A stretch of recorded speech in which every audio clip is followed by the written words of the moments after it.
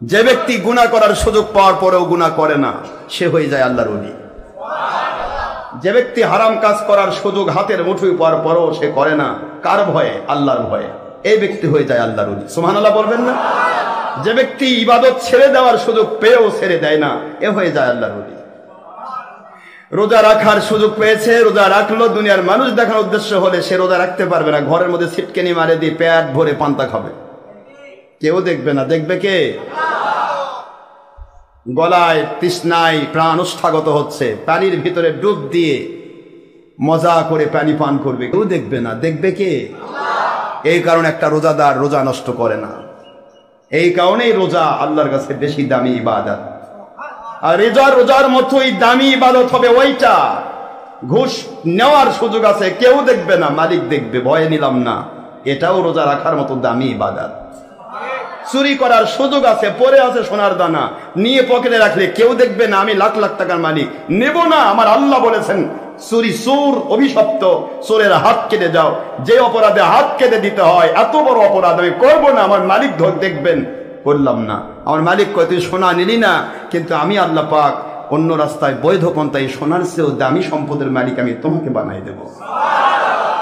যেখানেই স্যাক্রিফাইস সেখানে আমার আল্লাহর গয়বী মদদ, যেখানেই সুবিধা লুট সেখানে আল্লাহর অভিসম্পাদ। ওই লুটটা, এই লুটতরাজটা তার জীবনের অভিশাপ হয়ে নেমে আসবে। এই লুটতরাজের টাকা রেখে যাবে, তার সন্তানরা খাবে, আর তার বাপকে বলবে ঘুষখোর।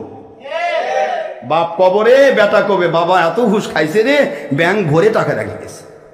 খাবে ঠিকই, কিন্তু কথা কয় না, রেখে কোনো বেটা বলবে না আমার বাবা ভালো মানুষ ছিল, এত টাকা ঘুষ খাইছে রে, ব্যাংক ভরে রেখে গেছে, খা, মারে দে, লুট কর, যা ইচ্ছা তাই কর। আমার আল্লাহ কয় তুই রেখে আসবি, ওরা ব্যবহার করবে, আর তুই কবরের মধ্যে খালি সাপ যেমন কামড়ায়, এই কামড়ানির মধ্যে থাকবি। এই জন্য লুটতরাজের ভিতরে শান্তি নেই। 10 পয়সা 10 টাকা যদি আল্লাহ প্রদত্ত নিয়ামত হয়, এটা হবে আপনার জন্য সবচাইতে বড় শান্তির বিষয়। বাবাজিরা কষ্ট দিচ্ছি? আল্লাহ রাব্বুল আলামিন বলেন দুনিয়ার মানুষদের তোমাদের রব আমি লাইন শাকারতুম লাযিদান্নাকুম ওয়ালা ইন কাফারতুম ইন্না আযাবি লাশাদীদ।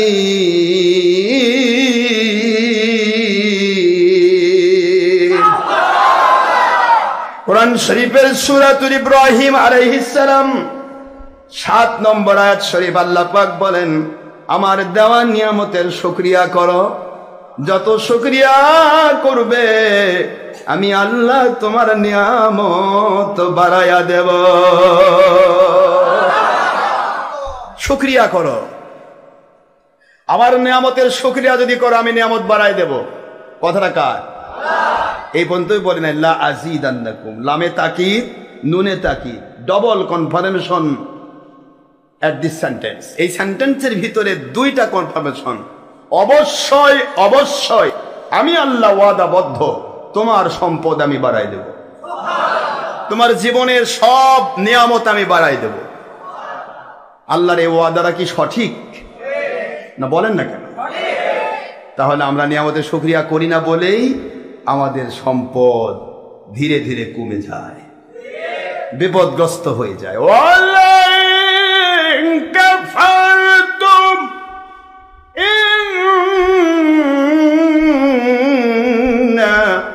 আযাবি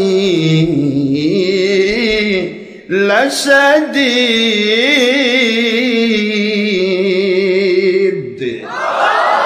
আর যদি কৃতজ্ঞ না হও, অকৃতজ্ঞতা পোষণ করো, আমার নিয়ামতগুলি পাওয়ার পরে এই নিয়ামতের শুকরিয়া যদি তোমরা আদায় না করো, আল্লাহ বলেন ইন্না নিশ্চয় আযাবি লাশাদীদ, আমার কঠিন আযাব তোমাদের গ্রেফতার করবে। নাউজুবিল্লাহ। বলুন বাবার আমার কষ্ট হচ্ছে আমার কথায়, একটু জিকির করেন লা ইলাহা সবাই লা ইলাহা ইল্লাল্লাহ, লা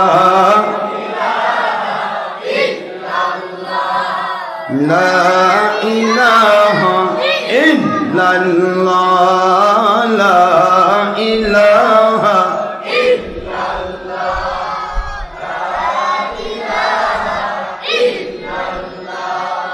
লা ইলাহা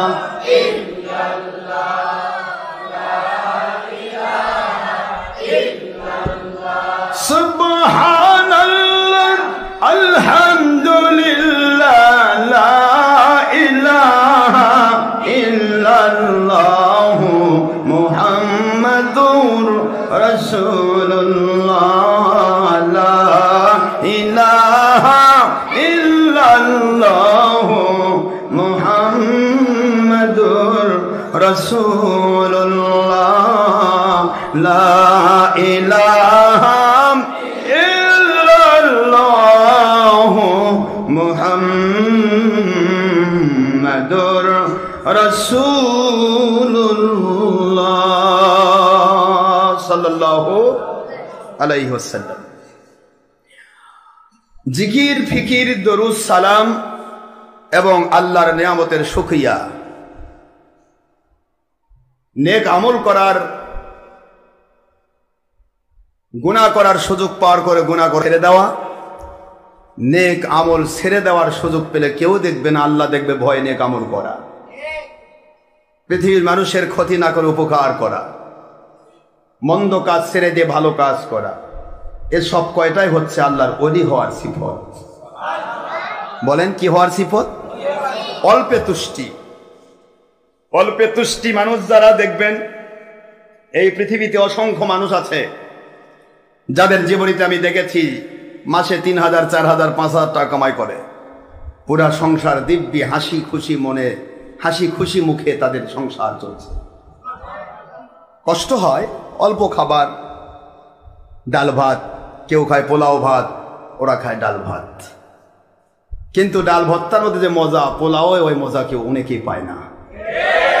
পোলাও খায়, তারপর কয় ও বদহজম হয়েছে গো, ভাল লাগতেছে না, কিন্তু ডাল ভাত খেয়ে ওরা আরামে শান্তিতে ঘুমছে, ওদের কোনো টেনশন নেই।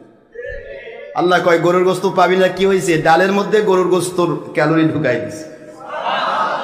আপনারা জানেন না, মসুরের ভিতরে ডাল আর মসুরির ডাল আর গরুর গোস্তের মধ্যে ক্যালোরির কোনো কম বেশি নাই, বরং মসুরির ডালে ফ্যাট এবং কোলেস্টেরল কম, কিন্তু গোস্তের ভিতরে ফ্যাট আর কোলেস্টেরল ভরা, যেটা মানুষের জীবনে ক্ষতিকর। প্রত্যেকটা জিনিস আমার আল্লাহ সিস্টেমেটিক ওয়াইডে চালাচ্ছেন, যে কারো যেন ক্যালোরির অভাব না হয়, অল্পেই যেন ক্যালোরি পেয়ে যায়। শুধু তুষ্টির দরকার, অল্পে তুষ্টি, মানুষের নিয়ামতে ভরপুর হওয়া, এটা আল্লাহ প্রদত্ত এক নিয়ামতে ভরপুর হওয়া একটা সিস্টেম, অল্পে তুষ্টি। আমি আপনাদের বারবার বলেছি, আপনারা ধানের জমিনে যারা ধান রোপণ করেন বা বপন করেন, দুইটা সিস্টেমে ধান লাগানো যায়, একটা রোপণ আর একটা বপন। আগে আউশ ধান বপন করা হতো, বোরো ধান বপন করা হতো, এখন রোপণ হয়। বীজতলা থেকে তুলে নিয়ে এসে, কথা বলেন না কেন, এটাকে রোপণ বলা হয়। তো ধান যখন রোপণ করলেন, একটু চিন্তা করেন, আমার আল্লাহ কোরআন শরীফে কত সুন্দর ঘটনা তুলেছেন। কোরআন শরীফ সূরা বাকারার 3 নম্বর পারায় 2 নম্বর সূরায় মানে ঘোষণা দিচ্ছেন সুন্দর করে, যে তোমরা একটা মাত্র বীজ বপন করো, এই বীজের গোড়া থেকে কোষ তৈরি করি আমি। কে তৈরি করে? কোষ তৈরি করলাম একটা বীজ। বীজ কয়টা? এই একটা বীজ বপন করলে বা রোপণ করলে এই গোড়া থেকে আমি আল্লাহ কোষ তৈরি করলাম। কয়টা? একটার বিনিময়ে আমি আল্লাহ পাক করলাম কয়টা? 7টা। যেরকম সুবহানাল্লাহ। 7টার ভিতরে শীষের দানায় আমি 100টা করে ধান দিলাম, লাগাইলে একটা হয়ে গেল 700টা। একটু জোরে বলবেন না সুবহানাল্লাহ। লাগাইছেন কয়টা? হলো কয়টা? আমার মালিক বলেন, এইভাবে ধানের মধ্যে যেমন আমি বীজ একটা লাগাইছো 700 গুণ দিয়েছি, আল্লাহর রাস্তায় আল্লাহর দেওয়া সম্পদ, আল্লাহর দেওয়া অর্থ, আল্লাহর দেওয়া সময়, আল্লাহর দেওয়ার শ্রম, আল্লাহর দেওয়া সন্তান, আল্লাহর দেওয়া নিয়ামত, আল্লাহর রাস্তায় দিয়ে একটা ব্যয় করো, আমি 700 গুণ বাড়াই দিই। একটু জোরে বলেন সুবহানাল্লাহ। কয়শো গুণ? 700 গুণ। এই 700 গুণের সিস্টেম আল্লাহ দিয়েছেন। এই জন্য নিয়ামতে আপনি শুকরিয়া করতে হবে। ধানের জমিতে যারা পরিশ্রম করে, একটি জমি বীজ লাগায়, সে 700 ধান তোলে। আর যে পরিশ্রম করে, গড়াগড়ি করে, বীজতলায় থেকে ধান লাগালো ঠিকই, সার দিল না, পাউস যেরকম পাউস দিল না, সেরকম ভালোভাবে নিড়ানি করলো না, সেরকম যত্ন করলো না, 700টা আর আসবে না। ওখানে ওই যে ধান লাগাইছে ওটার মধ্যে টুটুর করবে 3-4টা ধান ধরে থাকবে। কয়টা? কেন? সে পরিশ্রম করে দেয়, সে জমির মধ্যে কি করেনি। Industries is a mother of good luck, যেটা বলা হয়, industry is the mother of good luck. পরিশ্রম সৌভাগ্যের প্রসূতি। এই কথাটার মূল বিষয় হচ্ছে পৃথিবীর যেখানে আপনি পরিশ্রম লাগাবেন, ওই পরিশ্রমটা আপনার জীবনের সৌভাগ্য ডেকে নিয়ে আসবে। একটা ছাত্র যদি পরীক্ষা দেয়, ওই ছাত্রের মধ্যে একটা ছেলে দিন রাত পড়ে, আরেক ছেলে নকল করার চিন্তা করে, নকল করাটা এক্সপেল করে ধরা খায়, আর দিন রাত পড়া ছাত্র স্ট্যান্ড করে পাশ করে যায়। ছাত্র দুইটাই, কিন্তু পরিশ্রম যে বেশি করেছে আল্লাহ পাক তার মর্যাদা বানিয়ে দিয়েছে। আপনি আল্লাহকে পাওয়ার ক্ষেত্রে, নবীজিকে পাওয়ার ক্ষেত্রে সবচাইতে বেশি কষ্ট করেন আল্লাহর ওলিগণ, যার কারণে পৃথিবীতে আল্লাহর ওলিদেরকে আল্লাহ ফার্স্ট গ্যাজেটে অ্যালাউ করে তাদেরকে গোটা জগতের মানুষের উপর রহমত নাজিল করার ওসিলা বানাই দেয়।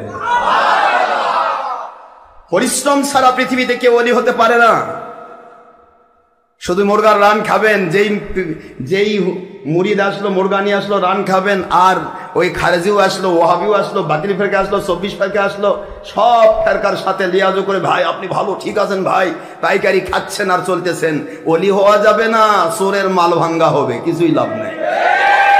চোরের সাথে চোরের সম্পর্ক, ডাকাতের সাথে ডাকাতের সম্পর্ক, ওলির সাথে ওলির সম্পর্ক।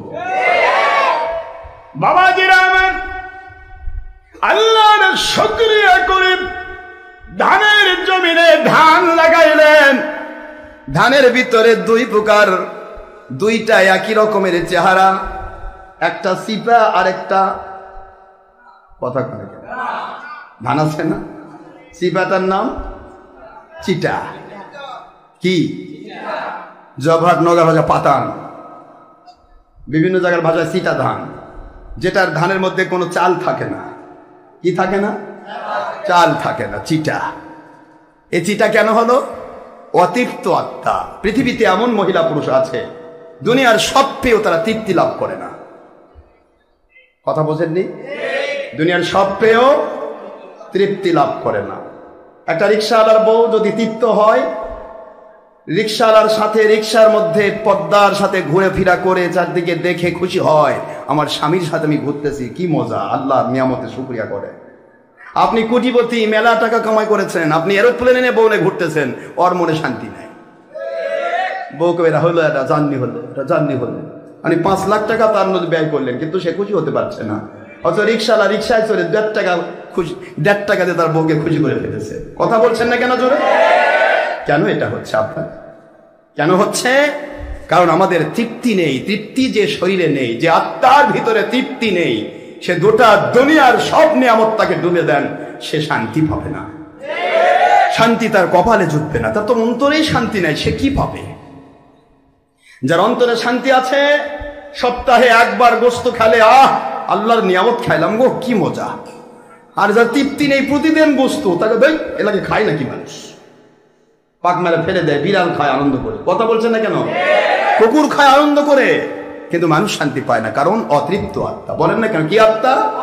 অতৃপ্ত আত্মা। এই অতৃপ্ত আত্মা দুনিয়াতে যেমন অতৃপ্ত, আখেরাতে তেমনই অতৃপ্ত থাকবে। আল্লাহ পাক এর কাছে জান্নাতে যাওয়া তার জন্য কঠোর হবে। তৃপ্ত আত্মা যারা, তাদেরকে আল্লাহ ডাক দিবেন, ইয়া আইয়াতুহান নাফসুল মুতমাইন্না ইরজিই ইলা রাব্বিকি রাদিয়াতাম মারদিয়া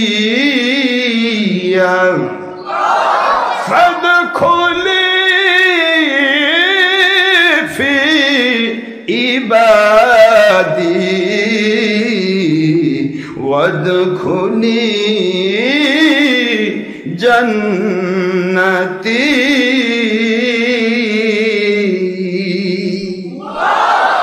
সূরাতুল ফাজরের শেষের কয়েকটা আয়াত আল্লাহ বলে দিলেন, হে প্রশান্ত আত্মা, নফসে মুতমাইন্না, দুনিয়াতে অসংখ্য মানুষ অসংখ্য 2 নম্বর সুবিধা লুট করেছে, তুমি তাদের দিকে তাকায়া মন খারাপ করো নাই। সুবহানাল্লাহ বলেন। দুনিয়াতে অসংখ্য মানুষ কত নিয়ামতে ভরপুর ছিল, তোমরা নিয়ামত যতটুকু পেয়েছো শুকরিয়া করে গ্রহণ করেছ। দুনিয়াতে কত মানুষ গুনার সাগরে ডুবেছিল, তুমি গুনার সুযোগ পাওয়ার পরেও গুনাহ করলে না, আমি আল্লাহর ভয়ে গুনাহ থেকে নিজেকে রক্ষা করলে। রে প্রশান্ত আত্মা, আজকে আমি আল্লাহ তোমাদেরকে আমার সন্তুষ্টির মধ্যে ঢুকাইলাম।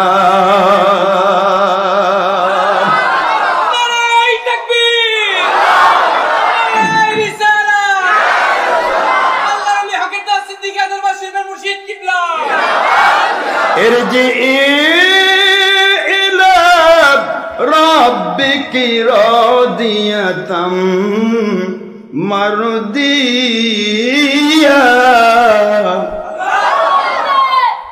তোমার আল্লাহর সন্তুষ্টির দিকে তুমি ফিরে যাও। ফাদখুলি ফি ইবাদি, আমার ইবাদত গারের মধ্যে ঢুকে যাও। ফাদখুলি জান্নাতি, আর জান্নাতের মধ্যে ঢুকে পড়ো। জোরে কোন সুবহানাল্লাহ। অনায়াসে তোমার জন্য আমি জান্নাত সিস্টেম করে রেখেছি, যাও ঢোকো, কারণ তুমি তিলে তৃপ্ত আত্মা। জোরে বলুন সুবহানাল্লাহ। কি পাইলাম কি পাইলাম না, কি খাইলাম কি খাইলাম না, কি নিলাম কি নিলাম না, কোন দিকে আমরা আল্লাহ ভুলবো না। আল্লাহ এবং রাসূলকে বুকের অন্তরে রেখে দেব, তবেই না আমরা শান্তি পাব। কারণ জীবন কয়েকদিনের বাবারা, যে কোনো মুহূর্তে জীবন প্রদীপ নিভে যাবে। পৃথিবীর কাউকে আল্লাহ পাক এরকম সার্টিফিকেট দেয় না কিয়ামত পর্যন্ত তুমি বেঁচে থাকবে। স্বয়ং নবী রাসূল আলাইহিস সালাম, তাদেরকেও আল্লাহ পাক কুদরতি দিদারে গ্রহণ করেছেন। যেন বলুন সুবহানাল্লাহ। নবী রাসূল আলাইহিস সালাম, ওনাদেরও ইন্তেকাল মোবারক হয়েছে, আল্লাহর দিদারে তারা গিয়েছেন। আর নবী রাসূল আলাইহিস সালামের দুশমন কাফের মুশরিক ফেরাউন, নমরুদ, হামান, সাদ্দাদ, আবু জাহেল, উতবা, সাইবা, মুগিরা, তারাও তো কবরে চলে গেছে। দুইটা যাওয়া একরকম নয়, একরকম। একরা জাহান্নামে আগুনে জ্বল করে জ্বলছে, আরেক দল জান্নাতে ঘুরছে। জোরে বলুন সুবহানাল্লাহ। কাজেই নবী রাসূল আলাইহিস সালাম ওনাদের মহব্বতের পক্ষে যারা ওলিয়া উলিয়া, গাউস, কুতুব, আবদাল, মুজাদ্দিদ, রহমাতুল্লাহ আলাইহি, ওলিয়া উলিয়া, হক্কানি, আলেম ওলামা, আমার মালিক বলেন তাদেরকে, তোমাদেরকে আমি নবী রাসূল আলাইহিস সালামের মতো তোমাদেরকে আমি সাহায্য করব, দুনিয়াতে আখিরাতে আমি জান্নাতুল ফেরদৌসে ঢুকাই দেব। সুবহানাল্লাহ। নবী রাসূল আলাইহিস সালামের দ্বারা অসংখ্য মানুষ হেদায়েত পেয়েছে, তোমাদের দ্বারা আমি আল্লাহ পাক সারা জগতের অসংখ্য মানুষকে হেদায়েত দান করব, নিয়ামত দান করব, রহমত ঢেলে দেব, বরকত ঢেলে দেব। নবী রাসূল আলাইহিস সালাম ওনাদের দুশমনি যারা করেছিল, তারা যেরকম জাহান্নামে গিয়েছে, তোমাদের যারা দুশমনি করবে তোমাদের টেনশন নাই, ওদেরকে দুনিয়াতে বিপদে রাখার, আখিরাতে জাহান্নামে ঢোকানোর দায়িত্ব আমার। নাউজুবিল্লাহ বলবেন না? নবী রাসূলের দুশমন যারা, তারা কি ভালো ছিল? কাজে ওলিয়া উলিয়ার দুশমন যারা, তারাও কখনো ভালো থাকতে। আপনি যা দেখেন হক্কানি ওলিদের যারা দুশমনি করে, ওদের ঠিকুটি কুষ্টি নিয়ে দেখেন, ওদের প্রত্যেকটা পাতায় পাতায় শুধুমাত্র বিপদ আর বিপদ। উপরে লেভেল দেখাচ্ছে আমি মেলা টাকার মালিক, বিশাল বড় বিল্ডিং এ আছি, যাই দেখেন সিরাক্সিন বড়ি, যাবতীয় বড় বড় যেগুলা ঘুম পাড়া বড়ি, ওগুলা না খাইলে ওর ঘুম ধরে না, খাইলেও অনেক সময় কাত হয়ে পড়ে থাকে, ঘুম ধরে না। বিল্ডিং এ ঘুম ধরে না, এসি এয়ার কুলারের মধ্যে ঘুম ধরে না। আর আপনি দেখেন গরমের মধ্যে আসছেন, অনেকে খাই টুকতেছেন যে আরাম, কতক্ষণ না কেন জোরে, কারণ আপনার ভিতরে কি আছে? শান্তি রয়েছে। ওদের ভিতর থেকে শান্তিটা আমার আল্লাহ উঠাইয়েছে। আমার আল্লাহ ওয়াদা করেছেন, ওমান আদানি ওলিয়ান ফাকাদ আযানতুহু বিল হারব, আমি আল্লাহ ওয়াদা করেছি যারা আমার ওলিদের দুশমনি করে আমি আল্লাহ ছাড়ব না, ওদের দুনিয়া আখিরাতে ওদের বিরুদ্ধে যুদ্ধ করা আমি আল্লাহ দায়িত্ব নিলাম। জোরে বলুন নাউযুবিল্লাহ। আর যারা ওলিদের পক্ষ নিয়েছো, আমি আল্লাহ ওয়াদা করেছি, ইয়া আইয়ুহাল্লাযীনা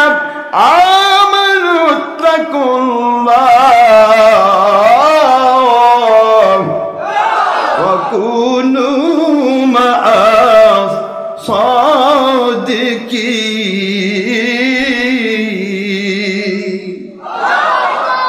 সূরা তওবা 119 নম্বর আয়াতে আল্লাহ বুঝালেন, ওলিদের যারা সাথী হয়েছো, আমার অর্ডার ফরজ ইবাদত করেছো, আমি আল্লাহর দায়িত্ব হয়েছে ওলিদেরকে যে সাহায্য করব, ওই সাহায্য আমি তোমাদেরকেও করব। আমি আল্লাহর দায়িত্ব হয়ে গেছে ওলিদেরকে যে জান্নাতে দেব, কিয়ামতে ওই ওলিদের সাথে তোমাদেরকেও জান্নাতে ঢোকাবো। আল্লাহ দায়িত্ব নিয়ে নিলেন।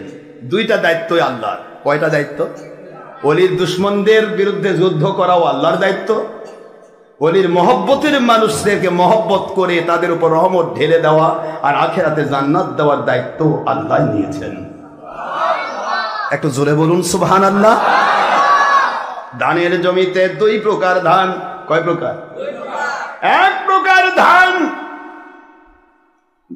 যেই ধানগুলি চিটা হয়ে গেল, ওদের কানেকশন জোয়ান কানা ঘাসের সাথে।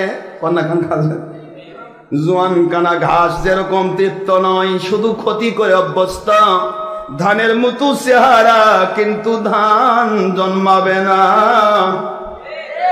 জোয়ান কানা ঘাস দেখছেন? কয় না কথা। এই জোয়ান কানা ঘাস দেখছেন? ধানের মতো গোস, ধানের মতো গোছা। দেখবেন ধানের জমিতে এক প্রকার ধান, ধানের মতো গোছা, ধানের মতো সব, কিন্তু ওর মাথায় ধরে গোটা। কি ধরে? গোটা। এটা মানুষের খাদ্য নয়, এটা গরুর খাদ্য। কথা বলছেন না কেন?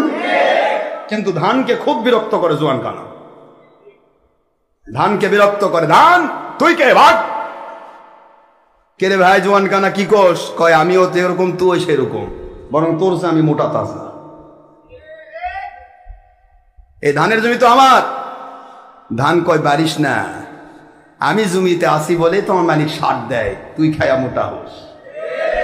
আমি যে জমিতে না থাকতাম, মালিকে সার দিত না, তুই এমনি মরতিস। কথা বলেন না কেন? বারিস না, আমি জমিতে আসছি বলে আমার মালিক পানি দেয় শ্যালো মেশিন দিয়া, গভীর অগভীর নলকূপ দিয়ে আমাকে সাহায্য করে পানি দেয়। এই পানি দেয় আমাকে খাওয়ার জন্য, তুই চুরি করে খাস। তা খা, আপত্তি নাই, কিন্তু বারিস না। বেশি বাড়া ভালো নয়। যদি বেশি বারিস, আমি তো আমার মালিক মুখী, আমি তো কারো ক্ষতি করব না। আমার মালিক ঘোষণা দিয়েছে, আমার ধানের পক্ষে যারা, তাদেরকে আমার কোনো ক্ষতি করবো না, ধানের বিরুদ্ধে যারা কামলা লাগে তো সাফ করবো। এটাই মালিকের যুদ্ধ, ধানের পক্ষ আর ধানের বিরোধীর বিপক্ষ। কথা বলছেন না কেন জোরে? তো ধান বলতেছে, যদি বেশি বাড়াবাড়ি করিস, আমার মালিক যদি দেখে আমি তোর সাথে যুদ্ধ করবো না, মালিক কিন্তু ছাড়বে না। এমন কামলা লাগিয়ে দিবে সকাল বিকালের মধ্যে সাপ, যা গরুর পকেটে খেলে কান্দাকাটি করবি, কাম হবে না কিছু। আমি জমিতেই পড়ে থাকবো, আমাকে মালিক লাগাইছে মালিকের কিছু করার জন্য। আমার মাথায় ধান ধরবে, ধান মালিকের দরকার আছে। আর ওলি আউলিয়া দ্বারা দুনিয়ার মানুষ আবাদ হবে, আল্লাহ ওয়ালা হবে, এটাও মালিকের দরকার আছে। কথা বলছেন না কেন জোরে?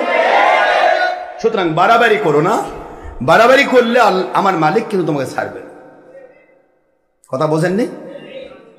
জোয়ান কানা ধান বাড়লো, মালিক জমিতে ঘাস তোলার জন্য মালিক জমিতে কি লাগে দিল? কামলা লাগে দিল। ধানের জায়গায় ধান থাকলো, কানা উঠে চলে গেল। কিন্তু ধানের সাথে যারা জোয়ান কানার সাথে সম্পর্ক রাখতো, ধানের সাথে থেকেই তাদের বিরুদ্ধে আল্লাহ পাক একটা যুদ্ধ ঘোষণা করেছে। তুই ধানের সাথে থাকবি, অথচ তুই এই ওই জোয়ান কানার সাথে সম্পর্ক রাখবি। কথা বলছেন না কেন? তো কাজে তোকে আমি মানুষের খাদ্য বানাবো না, তোকে আমি মা বোন মহিলাদের চুলার পটপটি বানাবো। টেনশন করিস না, তুই ধানের সাথেই থাক, অসুবিধা নেই। এবার ধানের সাথে থাকলো। ঠিক যখন ভিতরে, ধানের ভিতরে যখন আপনারা বলেন গ্রামীণ ভাষায় গাম কি হওয়া, ধানের ভিতরে গামর হয় না, গাম না কি বলে, কি কথা বলে কেন? হ্যাঁ, ধানের ফেট ফুলে যায়। হ্যাঁ, এটা হয়ে যখন আস্তে করে বের হয়ে গেল, আমার মালিক খলিক রব অর্ডার করলেন, ধানেরা যারা ধান হতে চাও হা করে থাকো, আমি 1 ফোঁটা শিশির বিন্দু দেব। কয় ফোঁটা? একটু জোরে বলবেন না, কয় ফোঁটা? 1 ফোঁটা শিশির বিন্দু দেব। আমি দেখব যে ধান আমার অত্যন্ত তৃপ্ত, অল্পেই খুশি, তাকে আমি ধান বানাবো। আর যারা অল্পে তৃপ্ত নয়, তারা সিটা হবে, ওরা জোয়ান কানার সাথে পটপটি হবে। বিষয়টা তাই হলো। ঠিক নির্দিষ্ট টাইমে এরা সবাই হা করে রইল। আপনারা যাই দেখেন, জমিতে যখন রাতে গভীর হয়ে যায়, আপনারা ঠিক যখন আপনার আমাদের শরৎকাল যখন এসে যায়, কথা বোঝেন নাকি? শরৎকাল বোঝেন না?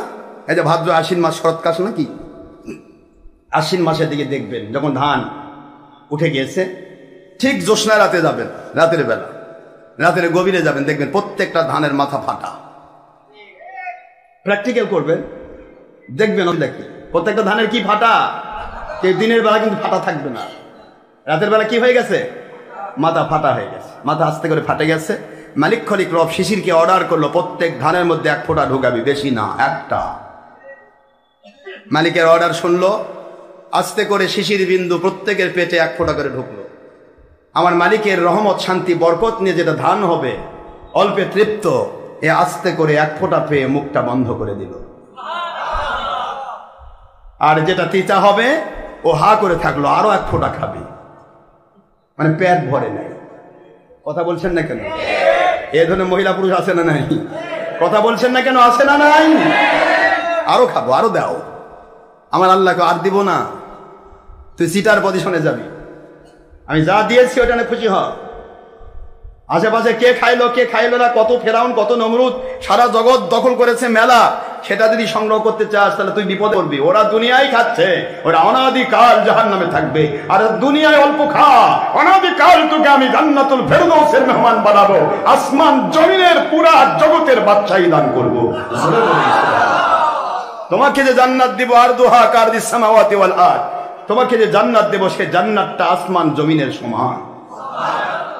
আমি কতবার আপনাদের বুঝাবো, দুনিয়াতে আল্লাহওয়ালা কখনো অতিরিক্ত পাবে না, কারণ এটা অস্থায়ী জগৎ, স্যাম্পল এরিয়া। স্যাম্পল এরিয়া দেখে যদি বিপদে পড়েন তাহলে গুদাম দেখলে কি করবেন? কথা কনে কেন? যে স্যাম্পল দেখে পাগল হয়, হাই হাই এত ভালো, তো গুদাম দেখলে তো ওই হাত ফেল করবে। আমার মালিক বলে এই জন্য স্যাম্পল থেকে পাগল হলো না, দুনিয়াটা স্যাম্পল এরিয়া। এখানে যে মহিলা পেয়েছ, হুর গেলমানের তুলনায় 1000 গুণে 1 গুণ তার ভিতরে নেই।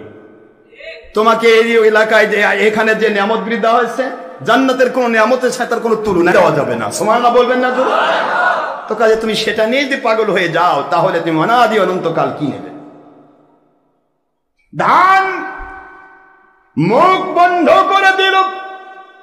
বোটানিক, যেটা বোটানিক বিদ্যা, উদ্ভিদ বিদ্যা, যারা লেখাপড়া করেন, যারা বোটানি নিয়ে লেখাপড়া করছেন তাদের খেদমতে বলবো, চিটা ধানের ইতিহাস ওনারা বুঝবে ভালো। কথা বলছেন না কেন? ধান অল্পে তুষ্ট হয়ে গেল, মুখ বন্ধ করে দিল, 1 ফোঁটা, কয় ফোঁটা? 1 ফোঁটা শিশির বিন্দু ওই ধানের ভিতরে 1 ফোঁটার বেশি ঢুকবে না। 1 ফোঁটার বেশি দিলে সকালবেলা রোদের চাপ পড়লে ওর মুখ এমনি বাস্ট হয়ে যাবে। কথা বলছেন না কেন? ধরে রোদের তাপ পড়লে ভিতরে বুদবুদ শব্দ হবে। এই ধানের ভিতরে ওই আল্লাহ প্রদত্ত শিশির বিন্দু, এটা ভিতরে ঠিক যেমন দুনিয়াতে আপনারা পাতিলের মধ্যে ধান দিয়ে ফুটান, কথা বলছেন না কেন? পানি যেরকম টকবক করে ফোটে, রোদের তাপে ওই শিশির বিন্দু ভিতরে ফুটে যাবে।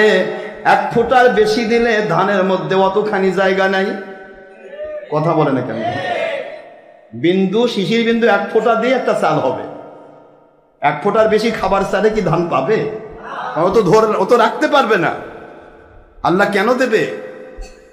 ও তো ভিতরে রাখতে পারবে না। যদি 2 ফোঁটা নিয়েছে, ওই অবস্থায় সে মুখ বন্ধ করলো, কিন্তু যখন সূর্যের তাপ পড়বে, তখন সূর্যের তাপে যখন এরা ফোটা শুরু করবে, আলটিমেটলি তার যে কোনো এক সাইড বাস্ট হয়ে যাবে। কথা বলছেন না কেন? জোরে সে সহ্য করতে পারবে না। এই জন্য যেই চালটা, যেই ধানটা বললাম আমি আরো 1 ফোঁটা খেতে চাই, আমার মালিক বলেন ঠিক আছে তুই খায়া থাক, হাকর থাক, দেখা যাক কি করা যায়। সকালবেলা রোদে তাপ উঠলো, যেটুকু ঢুকছিল ওটাও বাঁকা হয়ে বের হয়ে গেল, যেহেতু ফাঁকা আছে। কথা বলছেন না কেন? জোরে ফাঁকা থাকলে কি ভিতরে থাকবে? ওটা বাষ্প হয়ে বের হয়ে গেল, যদিও বাষ্প হয়ে বের হয়ে গেল। আর যেইটা বন্ধ করে দিল 1 ফোঁটা খেয়ে, ওটা হয়ে গেল ধান। জোরে বলুন সুবহানাল্লাহ। এটা দিয়ে আমি প্রমাণ করি আপনাদেরকে, অল্পে তুষ্ট যারা, পুরুষ হোক, মহিলা হোক, জিন হোক, ইনসান হোক, আলেম ওলামা হোক, ওলিয়া উলিয়া হোক, অল্পে তুষ্ট মালিক রব্বুল আলামিনের কাছে যারা তুষ্ট, আল্লাহ পাক গোটা জগৎ তাকে ঢেলে দেন। যতটুকু ধৈর্য তার ক্ষমতা আছে, তার গ্রহণ করার ক্যাপাসিটি আছে, তার ক্যাপাসিটর, তার সার্কিট যে পরিমাণ নিতে পারবে এই পরিমাণ আল্লাহ তাকে ভরে দিবে। জোরে বলুন সুবহানাল্লাহ। এখন একটা ভিক্ষুক দিনে 100 টাকা পায় খুশি, এখন তার যদি হঠাৎ করে আল্লাহ 10 কোটি টাকা দিয়ে দেয়, ও তো হাত ফেল করে মরবে। কথা কোনা কি বলেন না কেন? ভিক্ষুককে আল্লাহ 10 কোটি দিবে? কেন দিবে না? কারণ ও সহ্য করতে পারবে না, তার ভিতরে সেই ক্যাপাসিটর নেই, সে সহ্য করতে, হঠাৎ করে দিলে সে বদহজম হয়ে যাবে। অনুরূপভাবে যারা যত বেশি মালিককে খুশি করবে তার ভিতরে আল্লাহ পাক সার্কিট আর ক্যাপাসিটর তত বেশি বাড়ায় দেবে। আপনি বুঝতে পারতেছেন না আমার কথা? আরেকটা দৃষ্টান্ত নেন। এই পৃথিবীতে ইলেকট্রিসিটি দিয়ে, স্ফোটন আর ফোটন দিয়ে, ফেজ আর নিউট্রাল দিয়ে, ইলেকট্রিসিটি দিয়ে, বিদ্যুৎ দিয়ে মানুষকে আলোকিত করা হয়, ঠিক না ব্যাটি? এই আলোকিত দিয়ে দেখবেন আপনারা একই জায়গাতে, একটা জায়গাতে 2 ধরনের ফ্যান, একটা 56 আর একটা 48। এর কথা বলে না কেন? 48 সাইজটাও বিদ্যুতের সাথে সংযোগ, 56 সাইজও বিদ্যুতের সাথে সংযোগ, আরো বেশি 4 পাখা যেটা 75 বা 66 বড় পাখা সেটাও বিদ্যুতের সাথে সংযোগ। কিন্তু সার্কিটের কম বেশি আছে না নাই? একটু জোরে বলবেন না, কম বেশি আছে না নাই? এখন একই বিদ্যুতের লাইন, এক পাখা দিচ্ছে 100 জনকে বাতাস, আরেক পাখা দিচ্ছে 10 জনকে বাতাস। কথা বলছেন না কেন? বাতাস দুটাই দিচ্ছে, কারেন্টের সাথে সম্পর্ক দুটারই, কিন্তু 2 ধরনের সার্কিট থাকার কারণে কানেকশন ঠিকই আছে, তারপরেও কিন্তু তার ক্যাপাসিটর কম হওয়ার কারণে একটা দিচ্ছে 10টাকে, আরেকজন দিচ্ছে 1000 লোককে বাতাস দিচ্ছে। কথা বলছেন না কেন? বৈদ্যুতিক বাল্বের ক্ষেত্রে দেখুন, এখন এলইডি বাল্ব সবচাইতে বই কঠিন। আগে তো আমরা 100 বাল্ব লাগাতাম, তাও আলো টুর করে। কথা কন না কেন? এই 100 বাল্ব জ্বালালো টুর করে, খালি কারেন্টই খায় কিন্তু আলো লাল টকটকা। এখন জগতে তারপরে আসলো এনার্জেটিক, তারপরে আসলো এখন এলইডি। এখন এলইডি বাল্ব এমন হয়েছে 15 ওয়াটের বাল্ব দিলে আপনি রাখা পাবেন, চোখ ঝলসে যাবে। 15 ওয়াটের বাল্ব দিয়ে দেন এলইডি, দেখি যে 15 ওয়াট দিয়ে গোটা এলাকা ফাঁক হয়ে গেছে। কেন, কি হলো? কারণ এর ভিতরে সার্কিটটা ঠিক সেভাবেই তৈরি করা হয়েছে, অল্প খায়াই বেশি আলো দেয়। কথা বলছেন না কেন জোরে? আমার কথা কি বুঝে আসেন আপনাদের? অনুরূপ ভাবে পৃথিবীতে যারা হক্কানি ওলি আউলিয়া, হক্কানি আলেম ওলামা, তাদেরকে আমার আল্লাহ পাক ওইভাবে সার্কিট সিস্টেম করেন। কোন আল্লাহর ওলি দ্বারা 10 জন মানুষ হেদায়েত হবে, কোন আল্লাহর ওলি দ্বারা 100 জন মানুষ হেদায়েত হবে, কোন আল্লাহর ওলি দ্বারা একটা পাড়ার লোক হেদায়েত হবে, কোন আল্লাহর ওলি দ্বারা একটা গ্রামের লোক হেদায়েত হবে, কোন আল্লাহর ওলির দ্বারা একটা ইউনিয়ন বা একটা থানা বা একটা জেলার লোক হেদায়েত হবে, কোন আল্লাহর ওলি দ্বারা সারা পৃথিবীর লাখ লাখ কোটি কোটি মানুষকে আল্লাহ হেদায়েত দান করবেন। এটা হলো আল্লাহ প্রদত্ত সার্কিট আর ক্যাপাসিটরের বিষয়। জোরে বলুন সুবহানাল্লাহ। এই জন্য অল্পে তৃপ্ত যারা, তাদের ভিতরে সার্কিট পজিশন আল্লাহ বাড়াই দেন। খাবে অল্প, নিবে অল্প, কিন্তু দেবে বেশি। কথা বলছেন না কেন? আপনি এদিকে চিন্তা করেন, 100 ওয়াট খাইতো, অথচ এখানে জ্বালালে খালি টুটটুর করে আলো দেখা যায় না, এত বড় বাল্ব। এখন 15 ওয়াট এলইডি খাচ্ছে, গোটা এলাকা সাফ করে দিচ্ছে আলো দিয়ে। বিজ্ঞান যত বাড়বে, আল্লাহ পাকের কোরআন বুঝানো মানুষকে তত সহজ হবে। আমি আপনাদেরকে বাড়াতে চাই না, অল্পে তৃপ্তির বিষয়ে আমি একটা ছোট্ট একটা ঘটনা বলি। কষ্ট হচ্ছে না তো আপনাদের? কষ্ট হচ্ছে? ছোট্ট একটা কথা বলে আমি শেষ করে দেব, কারণ এখানে আমাদের একটু মানে example is better then good advice, এটা কথা রয়েছে। আল্লাহ বললেন যে শুকরিয়া অল্প, অল্পে যারা শুকরিয়া করে আমি আল্লাহ তাদের বাড়াই দিই। এই ওয়াদাটা কার? আর পেয়েও যে শুকরিয়া করে না, খালি অতৃপ্ত। আমি আপনাদেরকে এখনই বললাম, আপনি অবৈধ পন্থায় অর্থ আয় করেছেন, আপনার স্ত্রীকে 5000 টাকার বেনারসি শাড়ি দিচ্ছেন 10,000 টাকা, তারপরও বইয়ের মুখ খোলা, ভালো না, পার্শ্বের বাড়ির কত সুন্দর শাড়ি, আমারটা ভালো না। আবার একটা রিক্সাওয়ালা 500 টাকার একটা শাড়ি এসে দিচ্ছে, খুশি, মহা খুশি। বউ আরো বাজে বলে বেড়াচ্ছে, দেখ আমার স্বামী রিক্সা পেলে কত সুন্দর একটা শাড়ি নিয়ে এসে দিচ্ছে। দুটাই শাড়ি। আপনি 10,000 টাকা বেনারসি শাড়ি দিয়ে খুশি করতে পারলেন না স্ত্রীকে, আরেকজন 500 টাকা দিয়ে তার স্ত্রীকে খুশি করে ফেলেছে। দুটাই শাড়ি, দুটাই 3 পিস, দুটাই খাওয়া। আপনার ফ্রিজ ভরা মাছ গোস্ত, ফ্রিজ ভরা আপনার ফলমূল, ফলমূল পচে যাচ্ছে, গড়ে বেড়াচ্ছে, খাওয়ার লোক নাই। আর আপনি গরিব মানুষের দিকে তাকান, বছরে 1 বছরে 6 মাসে বাড়িতে একটা আপেল এসেছে 1 কেজি, আর কি তৃপ্তির সাথে খায়। কথা বলছেন না কেন? কি তৃপ্তি সহকারে খায়, কি খুশি, মহা খুশি হয়ে বলে আল্লাহ আপনার লাখোরই শুকর, আপনি এত সুন্দর জিনিস তৈরি করেছেন, আপেল সেফল তৈরি করেছেন, যেটা আল্লাহর নিয়ামত আমরা খেলাম।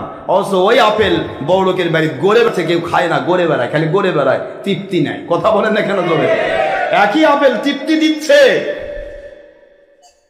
তৃপ্ত আত্মাকে 1 কেজি আপেল, ওই একই আপেল 5 কেজি 10 কেজি আপেলও অতৃপ্ত আত্মাকে শান্তি দিতে পারছে না। আমি শুধু দৃষ্টান্ত দিচ্ছি, example is better then good advice. আমি আপনাদের ক্ষেত্রে দরজ করছি, মৃত্যু আসবে যে কেউ। আজরাইল কিন্তু কাউকে চিনে না, কার বয়স 1 দিন আর কার বয়স 100 বছর। কেউ অসুস্থ অবস্থায় দাদা হাসপাতাল ক্লিনিকে মৃত্যুর প্রহর গুনছে, অনেকে বলে মৃত্যুর সাথে পাঞ্জা লড়ছে। সাবধান, পাঞ্জা লড়া মানে কথা বলে কেন? পাঞ্জা লড়া বোঝেন? আপনার পাঞ্জা আমার পাঞ্জা গুতাগুতি করতেছি, কে ফেলান পারে, কে ফেলান পারে, কথা করছেন না কেন? যে পারে সে কি হবে? জিতবে। মৃত্যুর সাথে পাঞ্জা লড়তেছে। আমরা বাংলা ভাষা বলি, অথচ বাংলা ভাষার এত পাগল, বাংলা প্রয়োগ বিধি বুঝলাম না আজ পর্যন্ত। প্রয়োগ বুদ্ধিটা কি জিনিস এটাও বোঝে না। অনেক জ্ঞানীগুণীকে বলি, অনেক জ্ঞানীগুণী ভাষা দেখি, অনেক জ্ঞানীগুণী বহুত।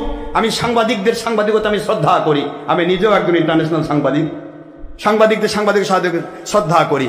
লিখে ফেলেছে বন্যার সাথে মোকাবেলা করা হচ্ছে।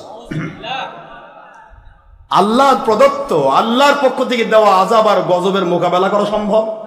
মোকাবেলা বোঝেন তো? কাবালায় ও কাবেলু ভাবে মুফালা থেকে কাবালায় ও কাবেলু মোকাবেলা। এই মোকাবেলা শব্দের অর্থ পরস্পর সম্মুখীন হয়ে যুদ্ধ করা। আরে কথা কন না কেন? বন্যার সাথে কি করে মানুষ যুদ্ধ করে? করোনার সাথে কি করে মানুষ যুদ্ধ করে? করোনা মোকাবেলা করলাম, বন্যা মোকাবেলা করলাম। অনেক নেতা নেত্রী, দেশ বিদেশের নেতা নেত্রী, বিরোধী দল সরকারি দলে অনেক নেতা নেত্রী বাংলা ভাষার এত পাগল, কিন্তু বাংলা ভাষার প্রয়োগ বিধি বোঝে না। বন্যার সাথে মোকাবেলা করা যায় না। বলা যেতে পারে বন্যা নিয়ন্ত্রণের আমরা চেষ্টা চালাচ্ছি, একে নিয়ন্ত্রণ করবেন আল্লাহ। ঠিক না? ঠিক বলুন। মৃত্যুর সাথে পাঞ্জা লড়া যায় না। মৃত্যু এমন জিনিস, আল্লাহর হুকুম হলে আপনি 5000 প্রোটেকশনের মধ্যে থাকেন, সারা জগতের হাই প্রোটেকশনের মধ্যে থাকেন, আজরাইলের কোনো রাস্তা লাগে না, খালি গপ করে ধরবে আর কবরে ঢুকাবে। কথা বুঝতে পেরেছেন? সুতরাং মৃত্যু কোনোদিন পাঞ্জা লড়া যায় না। মৃত্যুর প্রহর গুনছে, মৃত্যুর জন্য অপেক্ষা করছে, কখন মৃত্যু আসবে আমি চলে যাব। কথা বলছেন না কেন? মৃত্যুর সাথে প্রহর গোনা যায়, মৃত্যুর জন্য অপেক্ষা করা যায়, ওয়েট ফর ডেথ, মৃত্যুর জন্য অপেক্ষা করা যায়, ইন্তজার করা যায়। মৃত্যুর সাথে কখনো পাঞ্জা লড়া সম্ভব নয়। আবার আমার তো আমরা দেখছি আজরাইল কিন্তু কে কখন মৃত্যুর প্রহর গুনছে। 100 বছরের দাদা মৃত্যুর প্রহর গুনছে হাসপাতাল শহীদ জিয়াতে, মৃত্যু হচ্ছে না, মরার জন্য কাঁদতেছে, মরলেই ফুরে যায়। বিপদ আছে, মরলে ফুরে যাবে না। যদি ইমান হারা হয়ে যান অনাদি অনন্তকাল কাঁদতে হবে। কথা বলছেন না কেন? ইমান নিয়ে যদি যেতে পারেন আপনার জীবন সাকসেস। ইমান হারা হয়ে মরার কোনো মূল্য নেই। বরং পৃথিবীতে ওরা অস্থায়ী জগতে আছেন, এখানে 2-4টা কাঁদা কাটার দাম আছে। আল্লাহর ভয় কাঁদেন, আল্লাহ মাফ করেন, এই কান্নার মূল্য আছে। কবর থেকে হাসর পর্যন্ত কাঁদবেন আর কাঁদবেন, কোনো মূল্য দেওয়া হবে না। এই জন্য মরাই শুধু ভালো নয়, বরং মরাটা যদি আমার মালিকের পক্ষে হয়, মালিকের সন্তুষ্টির মধ্য দিয়ে হয়, তাহলে আপনি বেঁচে যাবেন। নাকি বলেন না কেন? নবী দিদারে যাব একদিন আমি, রব না, বলেন রব না এ ভুবনে চিরদিন। আল্লাহ দিদারে যাব একদিন আমি, রব না এ ভুবনে চিরদিন। ক্ষমা করে দিবেন আমার সবাই, ক্ষমা করে দিবেন আমার সবাই। ভুল করে থাকি যদি কোনো দিন, কবরে যাব একদিন আমি, রব নাই ভুবনে চিরদিন। নবী দিদারে যাব একদিন আমি রব নাই। ক্ষমা করে দিবেন আমার সবাই, ক্ষমা করে দিবেন আমার সবাই, ভুল যদি করে থাকি কোনো দিন কবরে যাব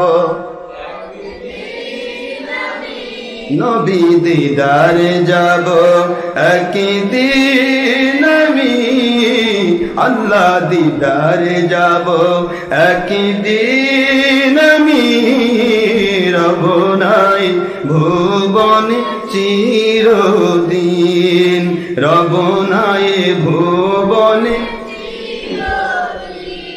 মসজিদ পাশে আমার মাজার শরীফে দিয়ে দিবেন আমার কবর।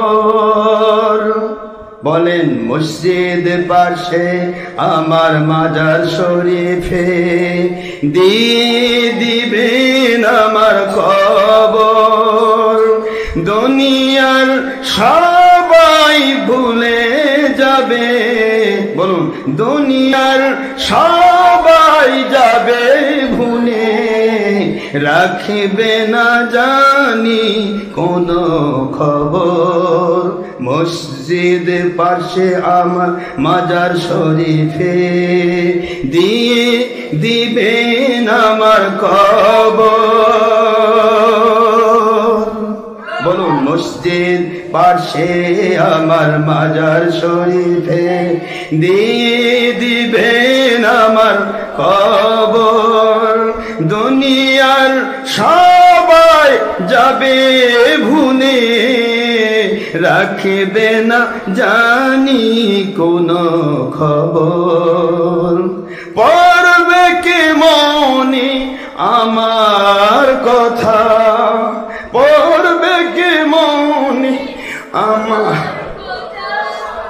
পড়বে কি মনে আমার কথা, করবেন কি জিয়ারত প্রতিদিন। কবরে যাব একদিন আমি নবী দিদারে যাব একদিন আমি আল্লাহ দিদারে যাব একদিন আমি রব নাই ভুবনে, রব নাই ভুবনে চিরদিন। ক্ষমা করে দিবেন আমার সবাই, ক্ষমা করে দিবেন আমার সবাই, ভুল যদি করে থাকি কোনো দিন, দুঃখ যদি দিয়ে থাকি কোনো দিন, হক নষ্ট করে থাকলে কোনো দিন কবরে যাব একদিন আমি, হারিয়ে যাব একদিন আমি রব নাই ভুবনে চিরদিন। ক্ষমা করে দিবেন আমার সবাই, ক্ষমা করে দিবেন আমার সবাই, ভুল যদি করে থাকি কোনো দিন কবরে যাব একদিন আমি রব নাই ভুবনে। ছোট্ট ছোট্ট নিথর গৃহে আমার দেহ নিথর হয়ে পড়ে রবে, ছোট্ট মাটির গৃহে আমার দেহ নিথর হয়ে পড়ে রবে। দুনিয়ার কেহ আমার কবরে জ্বালাবে না কোনো প্রদীপ ঘরে, ছোট্ট বলেন ছোট্ট মাটির ঘরে আমার দেহ নিথর হয়ে পড়ে রবে দুনিয়ার কেহ কখনো জ্বালাবে না কোনো প্রদীপ ঘরে জ্বালাবেন বাতি রব্বুল আলামিন জ্বালাবে কবরে বাতি রব্বুল আলামিন সুপারিশ করবেন প্রিয় নবীজি আরো থাকিবেন প্রিয় মুর্শিদি বলুন আরো থাকিবেন প্রিয় মুর্শিদি এই কথা নিত্য সত্য প্রতিদিন এই কথা নিত্য সত্য প্রতিদিন হারিয়ে যাব একদিন আমি রব নাই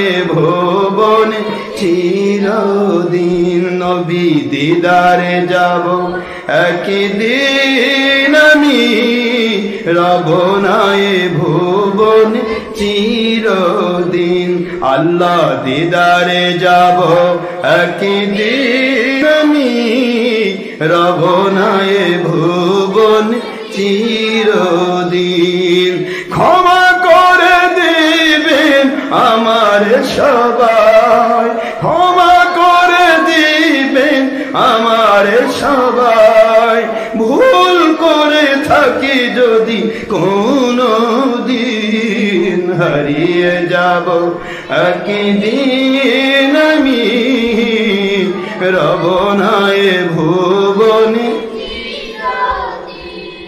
কবর মাঝে আমরা থাকবো একা সাথী কেহ থাকিবে না থাকবে আমার প্রিয় নবীজি আরো থাকবেন আমার মুর্শিদ কিবলা কবরের মাঝে থাকবো একা কেউ সাথী থাকিবে না থাকবেন আমার প্রিয় নবীজি দোয়া আমার মুর্শিদ কিবলা হকের দাওয়াত দিবেন প্রতিদিন হক প্রচার করবেন প্রতিদিন এই শপথ নিন নিত্যদিন এই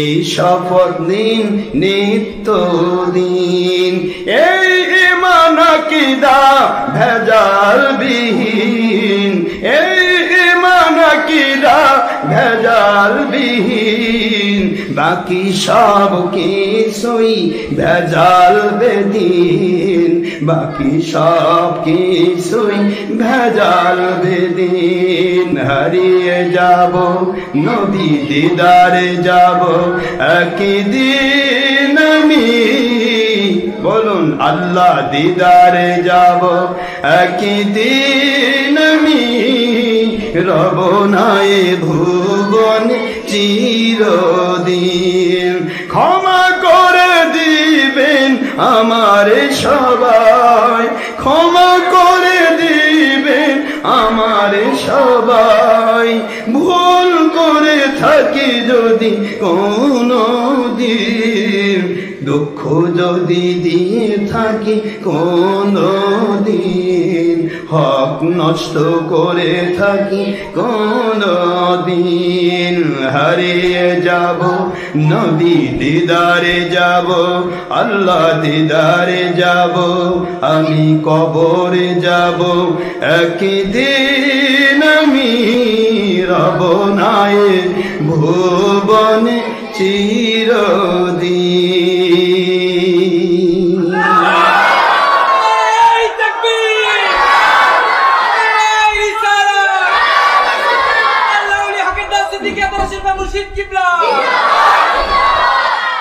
বাবাজিরা আমার যত বড় মানুষ হোক না কেন আমার আল্লাহর হুকুম যখন হয়ে যাবে সঙ্গে সঙ্গে যে আজরাইল আলাইহিস সালাম চলে আসবেন। কার দাদা পড়ে আছে 100 বছরের অসুস্থ রোগী, আর ওই অসুস্থ রোগীকে পড়ে থাকা অবস্থায় সুস্থ সবল 1 বছরের 10 মাসের 6 মাসের নাতি নাতনিকে আজরাইল উঠায়া নিয়ে যাবে। আজরাইল আলাইহিস সালাম কোনো ব্যক্তিকে চিনে না, কথা বলছেন না কেন? আজরাইল আলাইহিস সালাম চিনে একটা, আমার আল্লাহর হুকুম। কার হুকুম? তো কাজে আল্লাহ পাকের হুকুমের আওতায় আমরা সবাই, তিনি যখন হুকুম করবেন তখন আমরা সবাই বিদায় হব। আমার জীবনের সবচাইতে বড় পাওয়া, আমি আপনাদের দোয়ায়, আপনাদের অর্থ সময় শ্রম বিভিন্নভাবে কষ্ট করা ক্লেশ, আপনাদের জীবনের অনেক কষ্ট এই দরবারে আপনারা দিয়েছেন, অনেক সময় দিয়েছেন, শ্রম দিয়েছেন, অর্থ দিয়েছেন, দিন রাত মহিলা পুরুষ পাগলের মতো আপনারা কিছু না হলেও দোয়া করে তো আমাদেরকে সাহায্য করছেন, ঠিক না ব্যাঠি? সত্য পথে আসা, সত্য পথে থাকা, এটাই সবচাইতে বড় পাওয়া আমাদের। এটা মালিকের দয়া, এটা অহংকার নয়, গৌরব নয়, হিংসা নয়। আপনার আমার মতো হাজার হাজার লাখ লাখ বান্দাকে তৈরি করা আমার মালিকের 1 সেকেন্ড ব্যাপার লাগবে না। আর আপনার আমার মতো হাজার হাজার লোককে কবরে ঢোকাতেও আমার মালিকের 1 সেকেন্ড লাগবে না। সুতরাং সেই মালিকের গোলামি করতে পারছি, এটাই আমাদের সবচাইতে বড় পাওয়া, ঠিক না? ঠিক বলেন, আর কিছু দরকার আছে? মালিকের গোলামি করতে পারে। আমি বারবার বলেছি, তাকওয়ায় যদি হারাম কাজ ছেড়ে দেওয়া, তাকওয়া এবং আল্লাহর রহমতে সত্য পথ ধরে রাখা, নামাজ রোজা হজ জাকাত ফরজিয়াত ওয়াজিবাত শনিবার সুন্নিয়াত নফলিয়াত সবকিছু আদায় করা, এসব দিক থেকে যদি আমাদের চাইতেও আরো অনেক বেশি বড় মাপের কেউ থাকে, আপনারা দয়া করে আমাদেরকে একটু সুযোগ দেন। আপনি নিজে কেন শয়তানদের আক্রান্ত হয়ে ধোঁকা খাবেন? মানে আপনি সুযোগ দেন যে হুজুর আপনার চেয়ে ভালো একটা পাইছি, তাহলে আমিও আপনার সাথে যাই তার কাছে বায়াত হব। কথা বলছেন না কেন জোরে? এত ভালো একটা মানুষ থাকতে আমি কেন একা একা চুপ করে থাকবো? তার কাছে যাওয়া দরকার আছে না নাই? কিন্তু প্রশ্ন হলো, যদি আপনাকে হকের দাওয়াত থেকে কেউ ধোঁকা দেয়, বুঝবেন তার মাথায় শয়তান বসেছে। মনে রাখবেন, 2 নম্বর জিনিসে কখনো চ্যালেঞ্জ হয় না। সে চ্যালেঞ্জটা ইন্টারনেট আমরা দিয়েছি, 100 কোটি টাকার চ্যালেঞ্জ। এই কথা দিই বলে উদ্দেশ্য একটাই, আমরা মালিকের দয়া, আমরা সত্য পথে আছি। কি পথে আছি? সত্য পথে আছি। আর এই সত্য পথে যে আসে, যে ওঠে, তার পিছনে শয়তান ঢুকবে, তার বইয়ের উপর ভর করে বলবে খবরদার যাস না, তাহলে তোর সংসার করবো না। যদি বউ করে, স্বামী বলবে তোকে নিয়ে সংসার করবো না যদি তুই এরকম করিস। তুই ভণ্ডের কাছে কেন যাস? ভণ্ডের কাছে মহিলা তো আমার কাছে আসার সুযোগ নাই। ওই মনে করেন যে হয়তো দেশ বিদেশে মহিলারা তারা বসে আছে কোথায়? রেডিও লাইভে, দেখতেও তো পায় না। কথা বলছেন না কেন? দেখতেও পায় না, একটা মহিলা আমাদের দেখতে পাচ্ছে না, তারপরেও আপনি ওই মহিলাকে বলতেছেন আমার স্ত্রী ভণ্ড পীরের মুরিদ হয়েছে। আপনার মতো দুর্ভাগা আর কি আছে? বরং আপনি আপনার স্ত্রীকে যে জায়গায় নিয়ে যেতেন, সে জায়গায় গেলে ওই হুজুরের ছবি ভিডিও হলো মহিলা দেখবে। ওই হুজুরের কাছে কোনো না কোনো দিন আপনার মহিলা দেখবেন যে আপনার দ্বারাই সে মহিলা আপনার ওই হুজুর পর্যন্ত যাচ্ছে আসতেছে। কিন্তু এমন এক হুজুরের দুশ্মনী আপনি করলেন যে হুজুরের সাথে আপনার বউ, আপনার বিবি বাচ্চা দেখা করার সুযোগ নাই। কথা বলছেন না কেন? তাহলে আপনি বিরুদ্ধাচরণ করলেন, আমার নয়, আমার মালিকের হক কথার, সত্য কথার, কোরআন সুন্নাহর ডকুমেন্ট সাপেক্ষে সত্যের দুশ্মনী করলেন। আপনি টিকবেন না, বিশ্বাস করেন দুনিয়াতে থাকতে আপনাকে আযাব গজবে পড়তে হবে। মহিলা পুরুষ ইনসান, আমি আপনাদের খেদমতে আরজ করছি, কিছু লোক আছে শয়তান, বহুত চেষ্টা করবে আপনাকে বিভিন্ন ক্লু সৃষ্টি করে ধোঁকা দেওয়ার জন্য। এই যে আমরা র্যালি করব, সামনে ঈদে মিলাদুন্নবী আসতেছে, প্রস্তুতি আছেন আপনাদের? আমরা গোটা বগুড়া তাক লাগিয়ে দিব ইনশাআল্লাহ। বলে আমরা যে র্যালি করব, বা আমরা যে এই যে আসার সময় যে আমাকে অনেক ছেলে পেলে রিসিভ করে, বা একটা জানাজাতে গেলাম বা একটা মাহফিলে গেলাম, অনেকেই হুন্ডা নিয়ে বা ইয়া নিয়ে আমাদেরকে এই যে র্যালি করে নিয়ে যাচ্ছে, এটাতেও অনেকে আপনাকে ধোঁকা দিতে পারে। এটা কি রাসূল করছে? কথা বলছেন না? এখন আপনি দেখতেছেন কে তাই তো রসুল যেটা করেনি তাই হুজুর করে কেন? তাহলে তো হুজুর ভুল পথে আছে। এই যে একটা ধোঁকা শয়তান দিল ওই হুজুরের বা ওই লোকের, আসল কথা হলো ওই লোকটার কলজা জ্বলতেছে, লোকটা বাতিল ফেরকা। এখন ওর পিছে তো একটা হুন্ডা যায় না, আশরাফ সিদ্দিকীর পিছনে 100 হুন্ডা যায় কেন? এটা ওর কলজা জ্বলা পজিশন। এটা পীর হয়ে বা পীরের মুরিদ হয়ে বা একটা বাতিল ফেরকা হয়ে যদি আপনাকে ধোঁকা দেয়, এটা কি কেউ করে? এটা কাম, এটা হলো অখালি বলবেন যে ভাই আপনার হুজুরের ছবি হিডু করতেছে, এটা কোন নবীর কাম? এটা কি বাতিল নয়? শুনে নাও, ডক্টর আশরাফ সিদ্দিকী এমন কোন কাজ করবে না যেটার দলিল নাই। এটা কি বিশ্বাস হয়? ওই মুন্সিকে আপনি বলবেন যে আপনাকে ধোঁকা দিল, তাকেই বলবেন। যখন হুজুর পাক সাল্লাল্লাহু আলাইহি ওয়াসাল্লাম মদিনা থেকে মক্কায় আসলেন 10,000 সাহাবী নিয়ে, কয় হাজার? 10,000 সাহাবী হুজুর পাক সাল্লাল্লাহু আলাইহি ওয়াসাল্লামকে রিসিভ করে নিয়ে আসলেন, ঘোড়ায় চড়ে, কেউ উটে চড়ে, বিভিন্ন ভাবে। তাহলে এটা কি হুজুর পাক সাল্লাল্লাহু আলাইহি সাল্লাম ভুল করেছে না? কি বলেন না, কথা বলছেন না কেন? নাউজুবিল্লাহ বলবেন না? আস্তাগফিরুল্লাহ। আমার নবীজি পাক সাল্লাল্লাহু আলাইহি সাল্লাম তিনি মক্কা বিজয়ের সময়ে 10,000 সাহাবী মদিনা থেকে, আপনার তো আসতেছি মাত্র কয় কিলোমিটার, 500 কিলোমিটার, মতান্তরে 450, এই 450 কিলোমিটার দূর থেকে কেউ ঘোড়ায় চড়ে, কেউ উটে চড়ে, কেউ পায়ে হেঁটে আমার নবীজি পাক সাল্লাল্লাহু আলাইহি সাল্লামের সাথে রেলি করে মদিনা থেকে মক্কা এসেছেন। ওনাদের বোধহয় কষ্ট হয়নি না? কথা বলছেন না কেন? আসলেন মক্কায়, হুজুর পাক সাল্লাল্লাহু আলাইহি ওয়াসাল্লাম দেখিয়ে দিলেন, দুনিয়াবাসী শোনো, হকের দাওয়াত দেওয়ার জন্য, বাতিল শক্তির কলিজা ছোট করে দেওয়ার জন্য সত্যের প্রদর্শনীও দরকার আছে, তবে সেটা ছবি ভিডিও দিয়ে চলবে না। কথা বলছেন না কেন? কারণ হারাম কাজ যার ভিতরে আছে এটা কখনো আপনাকে বরকত দেবে না, রহমত দেবে না। এটার দ্বারা আল্লাহ রহমত নাজিল হবে না, বরং গজব নাজিল হবে। এই জন্য হারাম মুক্ত ভাবে, ছবি ভিডিও মুক্ত ভাবে, মহিলা পুরুষ একাকার হওয়া মুক্ত ভাবে, বেপর্দা মুক্ত ভাবে, পর্দার মধ্য দিয়ে যদি আপনি বাতিল ফেরকে, বাতিল শক্তিকে সত্যের দাওয়াত পৌঁছে দেওয়ার জন্য সারা দুনিয়ার বাতিল জানো যে আমরা বাতিল শুধু নাই, বাতিলকে শিক্ষা দেওয়ার মতো হকের দাওয়াত আজও আছে হাজার হাজার যুবক। কথা বলছেন না কেন জোরে? বাতিলের বিরুদ্ধে হকের দাওয়াত, বাতিলের বিরুদ্ধে হকের দাওয়াত আজও আছে, কিয়ামত পর্যন্ত থাকবে। এই খবরটা যখন বাতিল ফেরকা জানবে, হাজার হাজার লোকেরা আছে, বাতিল ফেরকার কলজা ছোট হয়ে যাবে, ওরা কোনোদিন বাতিল কথা বাইরে বলে শান্তি পাবে না। কথা বলছেন না কেন? ওদের কলজার মধ্যে হিট করবে, এরা এত লোক, এদের বিরুদ্ধে কই না জানি কখন ওদের ধরে। কথা বোঝেননি? এটা হেকমত। ইসলামে জঙ্গিপনা নেই, সন্ত্রাসীপনা নেই, মানুষ খুন নেই, মানুষকে ভয় দেখাও নেই। তবে সত্যের দাওয়াত পৌঁছানোর জন্য, বাতিল ফেরকার কলিজায় হিট লাগার জন্য সত্যের প্রদর্শনীর দরকার আছে। দলিল ছাড়া আশরাফ সিদ্দিকী কিছু করে না। শয়তানি ধোকায় পড়বেন না, শয়তানি ধোকায় পড়লে বিপদে পড়বেন। শয়তান, আপনি উঠেছেন কূপের মধ্য থেকে, কেবলমাত্র ঘাটে উঠছেন, শয়তানের ধোকায় পড়ে ভাবছেন বাপরে কোথায় উঠলাম বারে, এক ধাক্কা মারে শয়তান আবার কূপে ফেলে দিল, লাভ হবে না। এই জন্য আসুন, আমাদেরকে তৃপ্ত হতে হবে, যা পেয়েছেন তৃপ্ত হন। অনেককে শয়তান ধোকা দেয়, অনেক পীরের মুরিদরা ধোকা দেয়, তুমি কি পাইছো, তোমার হুজুর থেকে শরীয়ত বুঝায়, মারেফত কিছু বোঝো, যাই কয় মারেফত কিছু বুঝো, ও কি খালি ধরে নিয়ে আসে, কি কি বুঝে আমি বুঝে নেই। কথা বোঝেননি? ধোকা, ভণ্ডামি, কিচ্ছু নেই।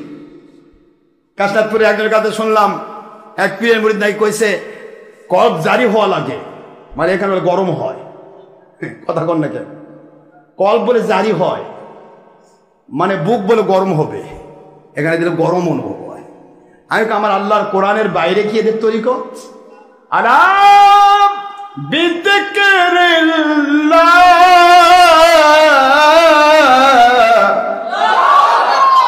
বলেন আলা বিযিকরিল্লাহি তাতমাইন্নুল কুলুব।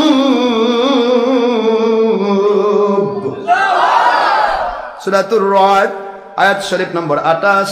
আমার আল্লাহ বলে দিলেন, দুনিয়ার মানুষ আল্লাহর জিকির এমন এক ধরনের আল্লাহ প্রদত্ত নিয়ামত রে, এই জিকির যার মধ্যে জারি হয়ে যায় তার অন্তর শান্তি পেয়ে যাবে, অন্তর প্রশান্ত হবে, অন্তর শান্তি পেয়ে যাবে। যে অন্তর শান্তি পায় সেটা গরম হয়, কল্পনা বলেন না, যে অন্তর শান্তি পায় সেটা লাফায় ব্যাঙ্গের মতো তরাস তরাস। এই বাতিল ফেরকা কয় কি, এই বাতিল ফেরকা ভণ্ড কয় কি, এরা ভণ্ড পীর। ওর বলে এখানে লাফান লাগে, গরম হওয়া লাগে। মহিলা পুরুষের ওই মানে জানেন তো স্বাভাবিকভাবে তো স্তনের 2 আঙ্গুল নিচে, বাম স্তনের 2 আঙ্গুল নিচে কলবের মাকাম, এটা সবাই জানে। এই কিছু ভণ্ড পীর আছে মহিলা পুরুষের এখানে হাত দিয়ে বলে জারি করে দেয়। আস্তাগফিরুল্লাহ, তোমার ভিতরে তো আল্লাহর জিকির নাই, ডার ব্যাটারি, তুমি কিসের জিকির জারি করো? জিকির তো তার মধ্যে জারি, যে ইচ্ছা করে হারাম করে না, মহিলা পুরুষ একাকার হয় না, ব্যাপারটা হবে না, ইচ্ছে করে কখনো কোন মানুষের ক্ষতি করবে না, ইচ্ছে করে কখনো আল্লাহর কোরআন সুন্নাহ ইজমা কিয়াসের হুকুম কখনো ছেড়ে দেবে না। কথা ঠিক না বেঠিক? তুমি কি জিকির জারি করে দাও, তোমার নিজের ভিতরে তো জিকির নাই, একটার ভণ্ডামি। জিকির জারি হওয়া মানে লাফানো নয়, যা শান্তি পেয়ে যায় তা লাফায় না। কথা বলছেন না কেন? যেটা অশান্ত সেটা লাফায়, আপনাকে নষ্ট করে দিবে, আপনার কল্পকে ধ্বংস করে দিবে। এরা ইন্দ্রজাল দিয়ে মানুষের কল্প বলে লাফায়, ব্যাঙের মতো লাফায়। এটাও বলে আমাদের কিছু ভণ্ড বলে দেখায়, দেখো তোমার পীর পারে, এগুলা আমরা করি। ও পারবে, ওই পীর সবই পারবে, ইচ্ছা করলে তোমার বউকে নিবে, সমস্যা নাই বাবা, নিয়ে যাও। তারপর খুব আশরাফ সিদ্দিকীতে হক্কানি রব্বানি পীর। আশরাফ সিদ্দিকী তোমার বইয়ের সাথে দেখা করে না, আর ওই তোমার বইয়ের থেকে বাতাস খাবে, কি মজা না? কথা কয় নাকি, কি বলেন না কেন? প্রশ্ন হচ্ছে আপনাকে শয়তান ধোকা দিচ্ছে, শয়তানি ধোকায় পড়া যাবে না। যত কথায় আসুক, পীর মুরিদির পক্ষ থেকে আসুক আর বাতিল ফেরকা থেকে আসুক, এক কথা আপনি বলবেন, আমার হুজুরে 100 টাকার চ্যালেঞ্জ আছে, তুই এখানে রাস্তার মধ্যে কে ভাই আমার হুজুরের কাছে চল, বুঝাবি 100 টাকার বাইরে যাবি, অসুবিধা কোথায়? কথা নাই। তারাই দেখবেন ওই এক কুকুর যেরকম আরেক দুর্বল কুকুরের যখন ধরে, ওই কুকুর কি করে, ল্যাজ গুটে নিচে দিয়ে কয়, জি আপনি বস, আপনি বস। আপনি খালি চ্যালেঞ্জটা দিয়ে দেন, ওই মুন্সি হোক আর মলবি হোক আর পীর মান মুরিদ হোক, খালি চ্যালেঞ্জ দিয়ে দেন, আমার হুজুরের কাছে চল, 100 টাকার চ্যালেঞ্জ দেওয়া আছে, সারা দেশ বিদেশে ঘুরতেছে, নেটের মধ্যে দেওয়া আছে, ঘরের মধ্যে নয়। চল 100 টাকা নিয়ে চলে আসিস, হুজুর ভুলের মধ্যে আছে, তুই হক পথে আসিস, একটু হুজুর দেখবে তো, চল না কেন? ভাড়া আমার, ওকে বলেন ভাড়া আপনাকে দিতে হবে না, আশরাফ সিদ্দিকী ভাড়া দিবে। আশরাফ সিদ্দিকী তাকে প্রয়োজনে 1 কেজি রসগোল্লা খাওয়াবে, খালি নিয়ে আসেন আমার কাছে, দেখেন আসে কি না। ও নেংটি তলে দিয়ে কই, ভাই আপনি যান ভাই, আমি আসি ভাই, পাবেন না। এই ভণ্ডরা শুধু ভণ্ডামি করাই জানে, এরা কোনোদিন হক কথা বুঝবেও না, মানবেও না, অন্যকে বুঝতে দিবে না, মানতে দিবে না, কারণ ওদের ভণ্ডামি ধরা পড়বে। এই জন্য বলছি সাবধান হয়ে যান, শয়তান ধোকা দেবে, হাজার প্রক্রিয়ায় শয়তান ধোকা দেবে। বাবাজি আমার একজন আল্লাহর ওলি ইন্তেকাল করবেন, ইন্তেকাল করার আগে ছেলেকে ডেকে পাঠালেন, ছেলে চলে আসলো, আব্বাজান আপনি, আমি যখন মারা যাব, আমার ইন্তেকালের পর আমার আল্লাহ পাক রব্বুল আলামিন আপনার জন্য বরকতপূর্ণ কিছু খাবার রেখেছে, আপনি ওই বরকতপূর্ণ খাবার সংগ্রহ করবেন। সুবহানাল্লাহ।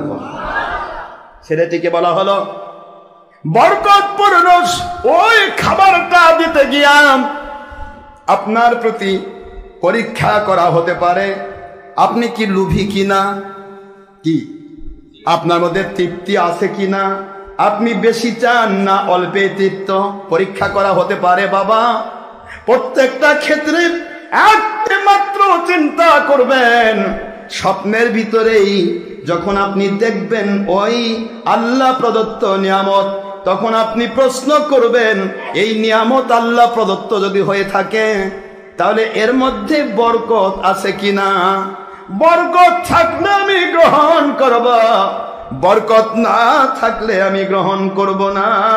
এটা আমার আব্বাজানের নিষেধ, আমার আল্লাহ এবং নবীজির নিষেধ। এইটুকু আব্বাজান ওসিয়ত করে গেলেন। ছেলেটা এত বেশি বাবার খেদমত করলেন, খেদমত করতে করতে বাবার জন্য খেদমত করতে বাবা ইন্তেকাল করলেন, ছেলের সম্পদও শেষ হয়ে গেল। কথা বোঝেননি? আর কথা বলেন না কেন? বাবা ইন্তেকালও করলেন, বাবার খেদমত করতে করতে ছেলেটার সম্পদও শেষ হয়ে গেল। বাবা শুধুমাত্র অন্তিম সজ্জায় ডেকে বললেন, বাবা আপনি এমন এক সন্তান, আপনি বাবার খেদমত করতে গিয়ে একটু আল্লাহকে ভুললেন না। বাবার খেদমত করতে গিয়ে সম্পদ সব শেষ হয়ে গেল, তবু একটা বারও আপনি মন খারাপ করলেন না। আল্লাহ পাক আপনার বাবার খেদমতের মধ্য দিয়ে আপনাকে এক আলাদা নিয়ামতের মালিক বানাতে চাচ্ছেন। বাবার খেদমত করে সন্তান যে হারায় না, কোনো ওলির খেদমত করে যে সন্তান, কোনো রুহানি সন্তান, কোনো মুরিদের কোনো ক্ষতি হয় না। অর্থ সময় শ্রম ব্যয় করলে দেশে দেউলিয়া হয় না, বরং প্রত্যেকটা ক্ষেত্রে আপনি অর্থ ব্যয় করেছেন 700 গুণ বরকত দুনিয়াতেও পাবেন, আখিরাতেও পাবেন। আপনি সময় ব্যয় করেছেন 700 গুণ বরকত পাবেন। এই যে সময় দিচ্ছেন, প্রত্যেক মসজিদের মুসল্লি বিদায়, কথা বলছেন না কেন? 2টার মধ্যে বিদায় হয়েছে, আর আপনি 2:45 এখনো নামাজে দাঁড়াতে পারেননি। শয়তান অনেককে ধোকা দিচ্ছে, নতুন আসছেন, আর জীবনে আসবো না রে, কোথায় আসছি রে, হুজুর ওয়াজ ছাড়ে না রে। কথা কন না কেন? আসলে হুজুর ওয়াজ ছাড়ে না, কারণ হুতো ওয়াজের জন্য যাওয়ার সময় আপনারা প্রত্যেকে 1000 টাকা করে হাদিয়া দিবেন। কি কন? কথা কয় কি বলেন না? কি হুজুরের কি ইন্টারেস্ট এখানে? এটাও শয়তানের ধোকা। শয়তান আপনাকে ধোকা দিতে পারে। এই হুজুরের কি ইন্টারেস্ট? হুজুর এত কথা বলছে, তার ক্যালোরি ক্ষয় হচ্ছে। আপনি বিশ্বাস করতেছেন ক্যালোরি ক্ষয় হয় না কথা বলতে? তার ক্যালোরি ক্ষয় হচ্ছে, তার সময় ব্যয় হচ্ছে। তারপরেও হুজুর কেন কথা বলছে, এত সময় নিচ্ছে কেন? যদি সময়টা দেওয়া যদি আল্লাহ প্রদত্ত হিসেবে যদি সত্যিকারেই যদি সমস্যা হতো কোরআন সুন্নাহর ডকুমেন্ট সাপেক্ষে, আমি সময় নিতাম? কি ঠেকা আমার আল্লাহ এবং রাসূলকে অসন্তুষ্ট করে আমি আপনার ওয়াজ শোনাবো? এটা মনে আসে না? আল্লাহ এবং রাসূলকে অসন্তুষ্ট করে সময় চলে যাচ্ছে, নামাজের টাইম পার হয়ে গেল, আমি ওয়াজ করতেইছি, কি ইন্টারেস্ট আমার? কথা বলছেন না কেন? আমি আল্লাহর কাছে জবাবদিহি করতে হবে না? বরং আমি আমার আল্লাহর কাছে জবাবদিহি এটাই করব, আল্লাহ সব মসজিদে মুসল্লি বাড়িতে গেছে, আমার মুসল্লিরা আপনার কথা শোনার জন্য বসেছিল গরমের ভিতরে, না খেয়ে, খাওয়া দাওয়া নাই, তারপরেও আল্লাহ এই যে 2 ঘন্টার টাইম সে বেশি দিল, এটার কি দিবেন দেন? কথা বলেন, কি বলেন না? কি মুসল্লি সবাই, তারাও মুসল্লি, আপনিও মুসল্লি, 100% বিশ্বাস রাখেন প্রতি সপ্তাহে 2 ঘন্টা মানে মাসে 4 দুগুণে 8 ঘন্টা। এই 8 ঘন্টা আপনি কমের পক্ষে বেশি সময় আল্লাহকে দিয়েছেন অন্য মসজিদের মুসল্লির চাইতে। মাসে 8 ঘন্টা হলে বছরে কত? 8 বারাং 96 ঘন্টা। এর কথা কনে কি হলো? আর 96 ঘন্টা বছরে দিন, আপনি যদি 20 বছর বেঁচে থাকেন তাহলে কত হলো? এতগুলা অন্য মসজিদের মুসল্লির চাইতে আপনার ঘন্টা বেড়ে গেছে। প্রত্যেক ঘন্টা যদি আপনি 700 ঘন্টার সমান পান, তাহলে কেন অন্য মুসল্লির চাইতে আপনার মর্যাদা বাড়বে না? এই বাড়ানোটাই আমার দায়িত্ব। আমি কিয়ামতে আমার মালিকের কাছে তুলে ধরবো, আল্লাহ নামাজের টাইম তো আমি 12টা, 12:15 পড়ালেও হতো, 12:30 পড়াতে হলো, 1:30 পড়ালেও হতো, আসরের আগে পড়ালেও হতো, যেহেতু আপনার হাবিব টাইম দিয়েছেন। বুখারী মুসলিমের হাদিস, আবরিদু ফা ইন্নাল হাররাতা ইয়াতি মিন ফাইহিল জাহান্নাম। সময় তোমরা জোহর জুমা তোমরা এতটুকু সময় পড়ো, কমের পক্ষে সূর্যের তেজটা কমে গেলে নামাজ পড়ো। সুবহানাল্লাহ বলবেন না তো? এখন সূর্যের তেজ কমে যায় কখন? বাতিল ফেরকা মুনশিক বলেন, বুখারী খুলে দেখায় যে তুই তো বুখারী নিয়ে পড়াস আর মাল কামাই করিস। দেখ, জোহর জুমার টাইম নবী বলেছেন যখন সূর্যের তেজ কমে যায়, সূর্যের তেজ 1:30টায় কমে না আব্বা, সূর্যের তেজ কমে 3টার পর থেকে। বানানো গল্প আমি করি না, বানানো আমল আমি করি না, যা করি আমি দলিল দিয়ে, আর তারা করতেছে নফসের গোলামি করে। সুতরাং ভুল বুঝবেন না, এখানে আপনার কাছ থেকে বলা হবে না আপনি আমার বেতন বাবদ 10 টাকা দিয়ে যান, বলা হয়েছে? আমি যে মুসাফা করবো, এই মুসাফার পর্যন্ত 10 টাকা নজরানা নেই না। আপনি যদি 10 টাকা হোক 10,000 টাকা হোক আল্লাহ রাস্তায় ব্যয় করতে চান, সেটা দরবারের বক্সে দিচ্ছেন, এখান থেকে আল্লাহ রাস্তায় ব্যয় করা হচ্ছে, সেটা আপনি আল্লাহকে দিচ্ছেন, আল্লাহ থেকে আপনি 700 গুণ বুঝে নেবেন। কথা বলছেন না কেন? সেটা আপনার ব্যক্তিগত ব্যাপার। আপনি না দেন জীবন ভর, দিবেন না, আপনার জীবন থেকে বরকত থাকবে না। এটা আমার কি দোষ? ওটা আল্লাহ ভালো জানেন, আপনি ভালো জানেন। কারণ অর্থ, সময়, শ্রম এটা যে যত বেশি আল্লাহ রাস্তায় ব্যয় করে তাকে আল্লাহ তত বরকত দেয়। আর যে যত কঞ্জুস হয় সে তত বেশি, যতই অর্থের মালিক হোক, এই অর্থ তার বরকত থাকে না। বরকত শূন্য হলে বিপদে পড়ে, সমস্যায় পড়ে, বিপদ আপদ তাকে ঘিরে রাখবে। এই যে হুজুর বলেছেন সাদাকাত তারুদ্দুল বালা, সদকা মানুষের বালা মুসিবত দূর করে দেয়। অর্থের সদকা অর্থের বালা মুসিবত দূর করে, সময়ের সদকা আপনার বাস্তব জীবনের বালা মুসিবত দূর করে দেয়। আপনি যে ক্ষেত্রেই শ্রমের সদকা আপনার শ্রমজনিত বালা মুসিবত দূর করে দেয়। এই সদকা হচ্ছে বালা মুসিবত দূর করার জন্য এক উত্তম পন্থা। এখন আপনি দিবেন না, আপনি বিপদে পড়বেন, আমার তো এখানে দোষ নাই, কিন্তু আপনি আল্লাহ রাস্তায় সময় দিচ্ছেন, শ্রম দিচ্ছেন, এটাই তো আমার মালিকের কাছে বড়, কি ঠিক না? ঠিক। এটার জন্য আপনি আল্লাহর কাছে 700 গুণ পাবেন। কিন্তু এখানে আপনার কাছে কোনো ধান্দা করা হয়নি, কারো কাছে 10 টাকা চাঁদা করা হচ্ছে না। ঈদে মিলাদুন্নবীতে শুরু প্রত্যেক অনুষ্ঠানে আপনারা লাখ লাখ টাকা দেন, চাঁদা করা হয়েছে? কথা বলছেন না কেন? আপনারা সেই দানবীর, যেই দানবীরের ডান হাত দেয় বাম হাত জানে না, এটাই শ্রেষ্ঠ দান। এই দানটা শুধু এখানে আপনার সুযোগ আছে। অন্য জায়গায় দেখবেন মাইক দিয়ে বলতেছে অমুক দিল 50,000, মারহাবা। আশরাফ সিদ্দিকীর দরবারে কোটি কোটি টাকার কাজ হচ্ছে, কোনো মারহাবা মারহাবা নাই। আপনাকে দিতে হবে মারহাবা, মালিকের পক্ষ থেকে দেবে। কথা বলছেন না কেন? নাকি 1 বস্তা সিমেন্ট চাইছি কারো কাছ থেকে, বেতন চাইছি? কি দেখাচ্ছেন আপনি? আশরাফ সিদ্দিকী কি এখানে করছে? কেন আপনি তার বিরুদ্ধে শয়তানি ধোকায় পড়েন? কথা বুঝতেছেন না? তাহলে সময়ের ব্যাপারটা আপনি দেখুন, সময়ের ব্যাপারটা নবীজি শিক্ষা দিয়েছেন বুখারীর হাদিস দিয়ে। এখন এরা তো বুখারী কই ফেনা তোলে, কই আমি শাইখুল হাদিস, হাদিস পড়াতে পড়াতে বুড়া হয়ে গেছে।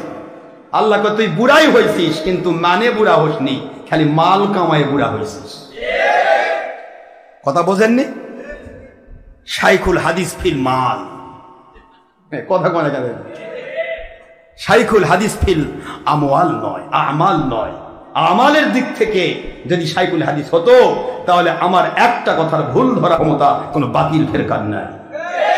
কিন্তু আসলে তো আমলের দিকে নয়, খালি মালের দিকে। দলীয় মাল, দুনিয়ার মাল, বিএনপির মাল, আওয়ামী লীগের মাল। কথা করছে না কেন? সব মাল পাইকারি কামাইয়ের জন্য এরা ব্যবহার করে, কিছুই নাই। আমার মালিক বলেন তুই আমার জন্য কর, তোর জীবন আমি ভরে দেব। যা আমার জীবনে তাকা।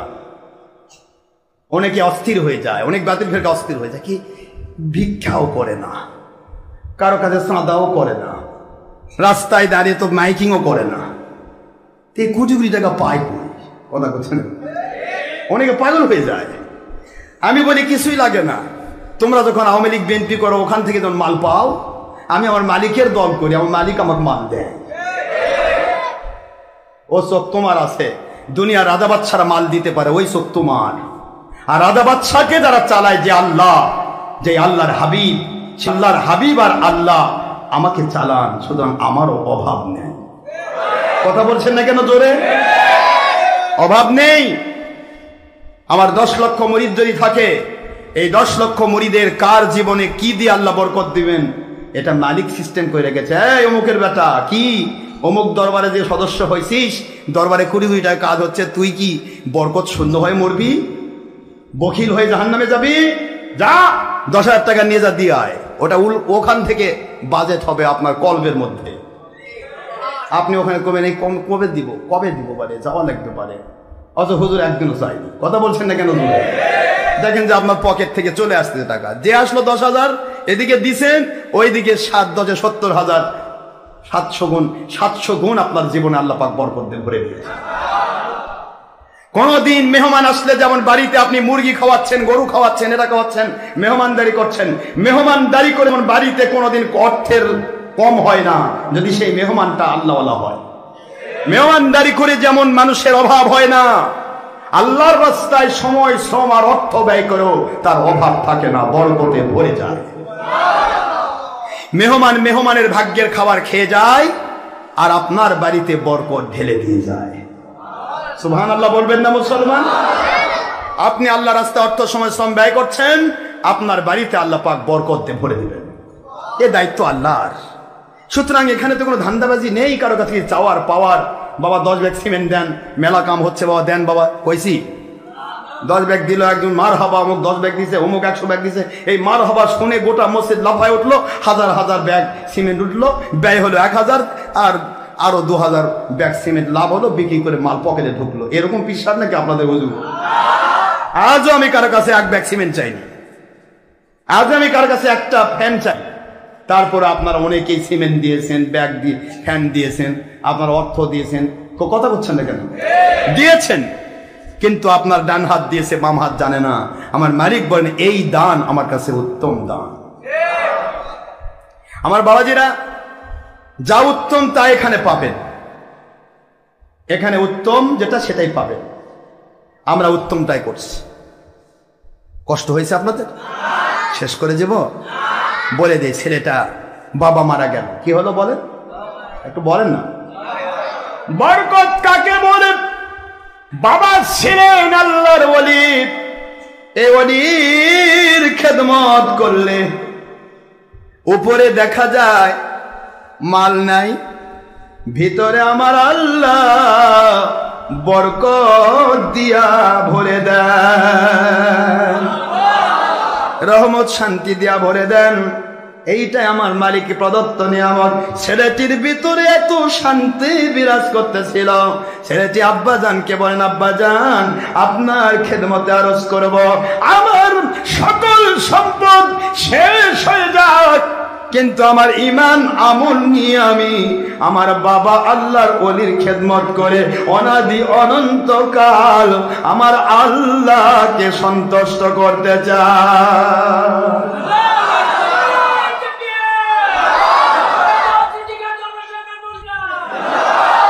কি করব আমি? উঠছ কয়েকদিন পর তো আমাকে কবরে যেতে হবে আব্বাজান। কবরে যাওয়ার কোনো নির্দিষ্ট টাইম নাই, যে কোনো সময় চলে আসবে কবর। কবরে যখন যাব আমার আব্বাজান আমার ওলির খেদমত করে সন্তুষ্ট করেছি আমার আল্লাহকে, আল্লাহর সন্তুষ্টি নিয়ে যখন আমি কবরে যাব, ওই কবর হয়ে যাবে আমার জন্য জান্নাতের বাগান। অনাদি অনন্তকাল আমি জান্নাতে থাকবো।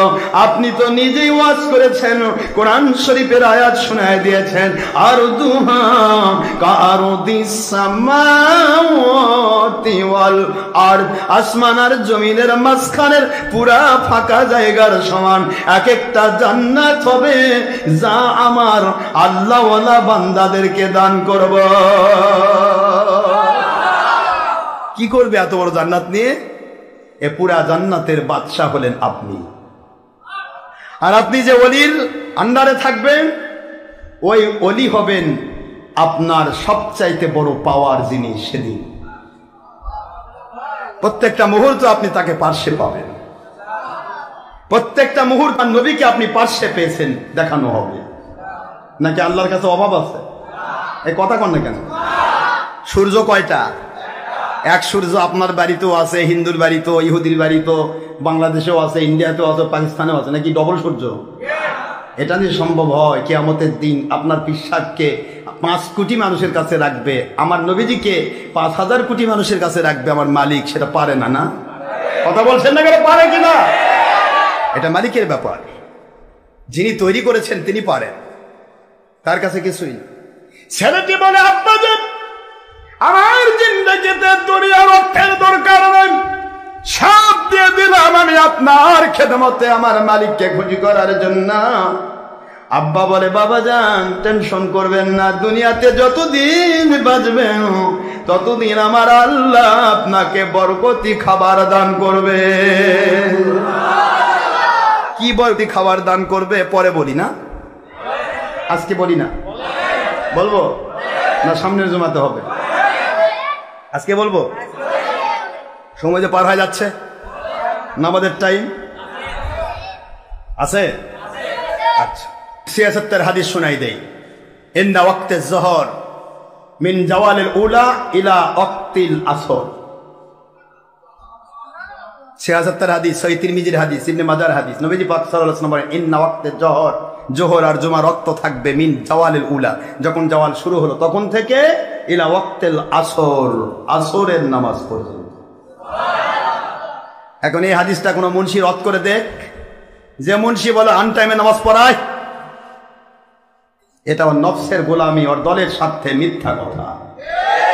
দলিল নেই। পৃথিবীর কোন ঘড়ি দেখে আমার নবী ১:৩০, ১২:৩০, ১:১২, ১টায় ঘড়ি থেকে কাটায় কাটায় না পড়াইছে, এর দলিল পৃথিবীর কোন হালাল সন্তান দিতে পারবে না। ওটা অবৈধ সন্তান দিতে হবে, হালাল সন্তান পারবে না। It's my challenge. আমার নবী কোনো ঘড়ি ফলো করে সময়ের মতো নামাজ পানি। যে আজকের নামাজ ভাবি আলে খবিস, যেমন এই সময় না আসতে ৩টায় দেয় আজান, আমি গেলে কি ব্যাপার, পারলে তো আসরের টাইম, মাগরিবে, ফজরের টাইমে দেশ, তাহলে তো হয়। পারে না যে জোহরের সাথে আসর আজান দেয়, সারা কিরকম ডের ব্যাটারি, ৩টার সময় আসর আজান দেয়, সারা রামসাগর বোঝেও না টাইম কাকে বলে, আলে খবিস। আর ওহাবি খারেজি যেগুলো আছে, খারেজির বাচ্চারা তো সব জানে, ওদের বাপের দলিল দেওয়া আছে যে আসর পর্যন্ত নামাজ রক্ত থাকবে, তারপরে ১:৩০ কাটায় কাটায় পড়ায় যাতে করে চাকরি নষ্ট না হয়। কথা কন না কেন জোরে? চাকরির জন্য সে গোলামি করতেছে কমিটির। আর আশরাফ সিদ্দিকী আল্লাহর গোলামি করে, কোনো কমিটির গোলামি করে না, তার বিরুদ্ধে ফতোয়া দেয় আনটাইমে নামাজ পড়াই। তাহলে আনটাইমে যখন আমি নামাজ পড়াই, তাহলে তুই ওই সময় আজান দে, আসর আজান দিয়ে দে, দেখি দেখেন তোর দাঁত টাত থাকে কিনা। ৩টা ৩:৩০ আসর আজান দিলে দাঁত থাকবে? এলাকার মাঝি মানুষকে হুজুর পাগলা টাগলা হয়েছেন না কিছু খাইছেন? হুজুর তো বলেন আসর পর্যন্ত অক্ত। এরা নফসের গোলামি করে মিথ্যে কথা বলে। বাবাজিরা আমার, আব্বাজান ইন্তেকাল করলেন, মারা যাওয়ার সাথে সাথে আব্বাজানকে দাফন করে জানাজা করে যখন রেখে দেওয়া হলো, দেওয়ার পরে ছেলেটি বাড়িতে আসছে, রাতের বেলা স্বপ্নে দেখে, এ সন্তান, তোমার প্রতি আল্লাহ খুশি হয়ে গেছে, তোমার টেনশন নেই, তোমার প্রতি আল্লাহ খুশি হয়েছে, যাও অমুক এলাকায় যাও, ওই এলাকার ভিতরে দেখতে পাবে ১০০টা সোনার মোহর আছে। কয়শো? ১০০টা সোনার মোহর আছে তোমার জন্য রাখা।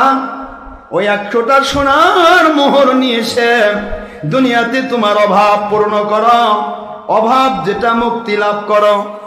ছেলেটি স্বপ্নের মধ্যে বলে, রুহানিয়াতের পাওয়ার, ফয়েজতা যত আল্লাহর ওলি বাবা দিয়েই দিছে। সুবহানাল্লাহ কোন? স্বপ্নের ভিতরে বলে, গো আল্লাহর ওলি, আপনি তো আল্লাহর পক্ষ থেকে সংবাদ দিচ্ছেন, এটা আমি বিশ্বাস করি।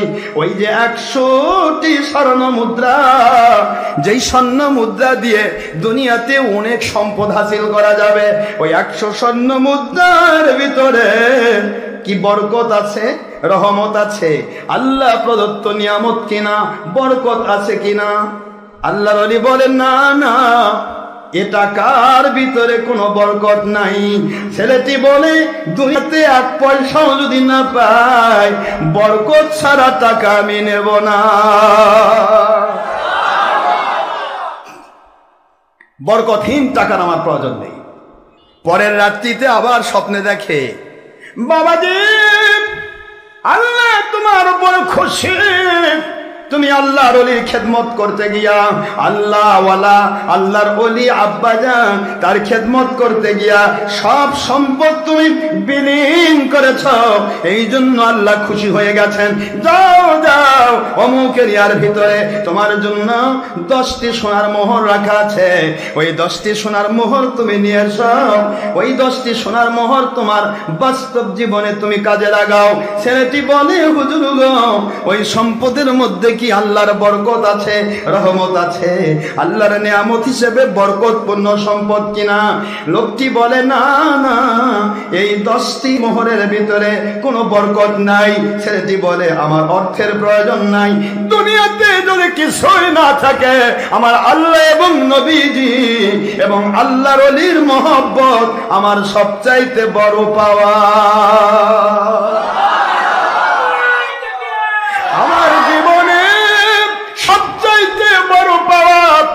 আল্লাহ খুশি, আমার নবী খুশি, আমি উলিল আমর আল্লাহর ওলিকে পেয়েছি। এর চাইতে বড় পাওয়ার আর কোনো প্রয়োজন নাই। বরকতহীন সোনার মোহর আমি নিতে চাই না। ঘুম নষ্ট হয়ে গেল। পরের দিন রাতের বেলা আবার স্বপ্নে দেখেন উজ্জ্বল চেহারা, নুরানি চেহারার এক মানুষ এসেছেন। বাবাজি, আল্লাহ তোমার উপর খুশি, আল্লাহর হাবিব তোমার উপর খুশি। যেহেতু উলিল আমর আল্লাহর ওলি, তোমার আব্বা জানের খেদমত করতে গিয়া জীবনের সর্বস্বই ব্যয় করে দিয়েছ, অথচ তুমি কখনো আল্লাহর প্রতি নারাজ হও নাই। আল্লাহ পাককে তুমি একটি বারও দায়ী করো নাই, কষ্ট অনুভব করো নাই। এ আমার ছেলে, তুমি যাও যাও অমুক এরিয়ার মধ্যে যাও, সেখানে গেলে তুমি একটা মোহর পাবে সোনার। এই একটা মোহর তুমি নিয়ে এসো, তোমার দুনিয়াবি কাজে ব্যবহার করো। ছেলেটি বলে, হুজুর এই একটি মোহরের ভিতরে কি বরকত রয়েছে? আল্লাহর ওলি বলে, হ্যাঁ হ্যাঁ, 100-র ভিতরে বরকত ছিল না, 10-এর ভিতরে বরকত ছিল না, এই একটি মোহরের ভিতরে তোমার জন্য বরকত রাখা হয়েছে। এই একটি মোহর তুমি ব্যবহার করো, এইটার দ্বারা আল্লাহ রাব্বুল আলামিন দুনিয়া এবং আখিরাতে তোমাকে মর্যাদা দান করবে। বাবাজিরা আমার, একটু খেয়াল করেন, একটু চিন্তা করেন, ভাবনা করেন। 100টা নিল না কিসের জন্য? আপনি আমি হলে বলতাম বড়টাই নেওয়া লাগবে, পরে কি বলেন? বড় হলেই হবে না, বরকত লাগবে। বলুন, একটি মোহর ছেলেটি তাহাজ্জুদ পড়েছে, ফজর নামাজ আদায় করেছেন। ফজর নামাজ আদায় করে আস্তে করে ওযু অবস্থায় ওই এরিয়ার মধ্যে চলে গেলেন। যাওয়ার পরে দেখেন কে যেন তার জন্য একটা মোহর সরাসরি রেখে গিয়েছে। মোহরটা আস্তে করে হাতের মধ্যে নিয়ে আল্লাহ এবং রসুলের সন্তুষ্টি শুকরিয়া আদায় করে বাড়ির দিকে আসতেছেন। হঠাৎ করে মনে পড়ে গেল পরিবার পরিজন দীর্ঘদিন ভালো কোনো মাছ খাই নাই, একটি মোহর, এই মোহর দিয়ে বাজারে যাব, জৌহুরির কাছে বিক্রি করে দেব। মোহরের টাকাটা এইটা দিয়ে একটা মাছ ক্রয় করব, বাজারের ভালো একটি মাছ ক্রয় করে বাড়িতে নিয়ে আসব, সন্তানদেরকে, স্ত্রী পরিবারকে ভালোভাবে খাওয়াবো। আমার বাবা ইন্তেকাল করেছেন, তার জন্য এলাকাবাসীকে দাওয়াত করে খাওয়াবো। সুবহানাল্লাহ বলেন। বাজারে গেলেন, একটি মোহর নিয়ে বাজারে গিয়ে জহুরির কাছে গিয়ে বিক্রি করে ওই টাকাটা দিয়ে বাজারের সবচাইতে বড় একটা মাছ কিনলেন। সেই বাজার বস্ত্রার বাজার, বিশাল বড় এক মাছ কিনলেন। একটা সোনার মোহরের দাম তো কম না, কথা বলছেন না কেন? বাজারের মাছটা কিনে বাড়ি দিয়ে গেলেন, এটা রান্না বাড়া করে এলাকাবাসীকে, এই যে বাবা মা ইন্তেকাল করে যে খাওয়ান যায়, এটাও একটা দলিল। সবাইকে দাওয়াত করলেন, মাছ দিয়ে পোলাও করে বা যেটাই হোক, মাছ ভাত বা মাছ দিয়ে পোলাও করে যেটা করা হোক, এই মাছটা ক্রয় করে নিয়ে তিনি ইয়া করবেন, এইটা নিয়ত করেছেন। মাছ কাটতে গিয়ে দেখা গেল সেখান থেকে বের হলো দুররিয়াতাইন, আল্লাহ প্রদত্ত এক আলাদা সম্পদ, যা কয়েক রাজার সম্পদ। একটু জোরে বলবেন না সুবহানাল্লাহ? দুরিয়াতাইন বলা হয় ওইটা। আপনারা সামুদ্রিক যারা, সমুদ্রে যারা ইয়া করে, ডুবুরি যারা, তারা এগুলো সম্পর্কে ভালো জানে। মুক্তা যেটা হয়, মুক্তার মধ্যে দুটি ভাগ আছে। একটা মুক্তা সাধারণ সিঙ্গেল হয়, এই সিঙ্গেল মুক্তা হলো দাম কম, মুক্তা হয় ঝিনুকের মুখে, কার মধ্যে?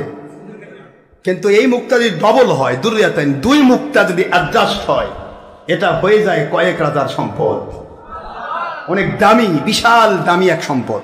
যাই হোক, এটা তিনি পেলেন, বুঝতে পারলেন আর কি, নিয়ে চলে গেলেন এলাকার বস্তার গভর্নরের কাছে। গভর্নরের কাছে গিয়ে দেখালেন যে এটা আমি পেয়েছি মাছের ভিতরে, আমার আব্বাজান দোয়া করেছে, এটা বললেন। তখন বস্তার গভর্নর বলেন, বাবা আপনার বা আল্লাহর ওলি ছিলেন, তিনি যা বলেছেন ঠিক তাই হবে। ওই একটা মোহরের ভিতরে আপনার বরকত রয়েছে, এটা বরকতপূর্ণ একটা সম্পদ। আমি জহুরিকে ডাক দেই, জহুরিকে ডাকা হলো। শাহী জহুরি এসে বললেন যে হুজুর, এতে যত টাকা লাগবে এ টাকা আপনার দরবারে নেই। সুবহানাল্লাহ বলেন। পুরা বস্তার সব সম্পদ দিলে এর দাম দেওয়া পারবেন না, তবে ছেলেটিকে আপনি যদি বলেন অল্প দিয়ে যদি দিতে পারেন তাহলে সম্পদটা আপনার, আপনি বৈধ পন্থায় যদি তাকে চান বলেন তা নিতে পারেন। গভর্নর বলেন, বাবা এটার দেওয়ার মতো, এটার টাকা দেওয়ার মতো সম্পদ আমার কাছে নেই, আমি তোমাকে 60,000 স্বর্ণ মুদ্রা দেব। কয় হাজার? 60, 7 না, আবার 7 না, 60, 60,000।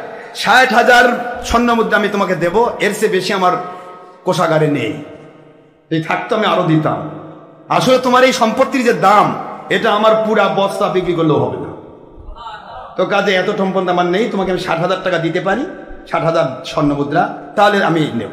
ছেলেটি বলো, আপনি যা দিবেন এতে আমি খুশি, আলহামদুলিল্লাহ। বৈধ পন্থায় গভর্নরও পাইলেন দরিয়াতিন, পাশাপাশি উনিও 60,000 স্বর্ণ মুদ্রা নিয়েছে। এলাকার মধ্যে সবচাইতে বেশি দানবীর এক আল্লাহর বান্দা হয়ে গেলেন। দান করে দু হাতে, ফুরায় না। সুবহানাল্লাহ বলেন। আল্লাহ রাস্তায় দান করলেন, নিজের বাড়ি, তার স্ত্রী, পরিবার, পরিজন, খাওয়া দাওয়া, চলা ফেরা সব সারাটা জীবন সেই ছেলেটা এই বরকতপূর্ণ অর্থ দিয়ে তার জীবন কাটলো। এবং তিনি দান দু হাতে করেন, কিন্তু ফুরায় না, কারণ বলা হয়েছে এটা বরকতপূর্ণ টাকা।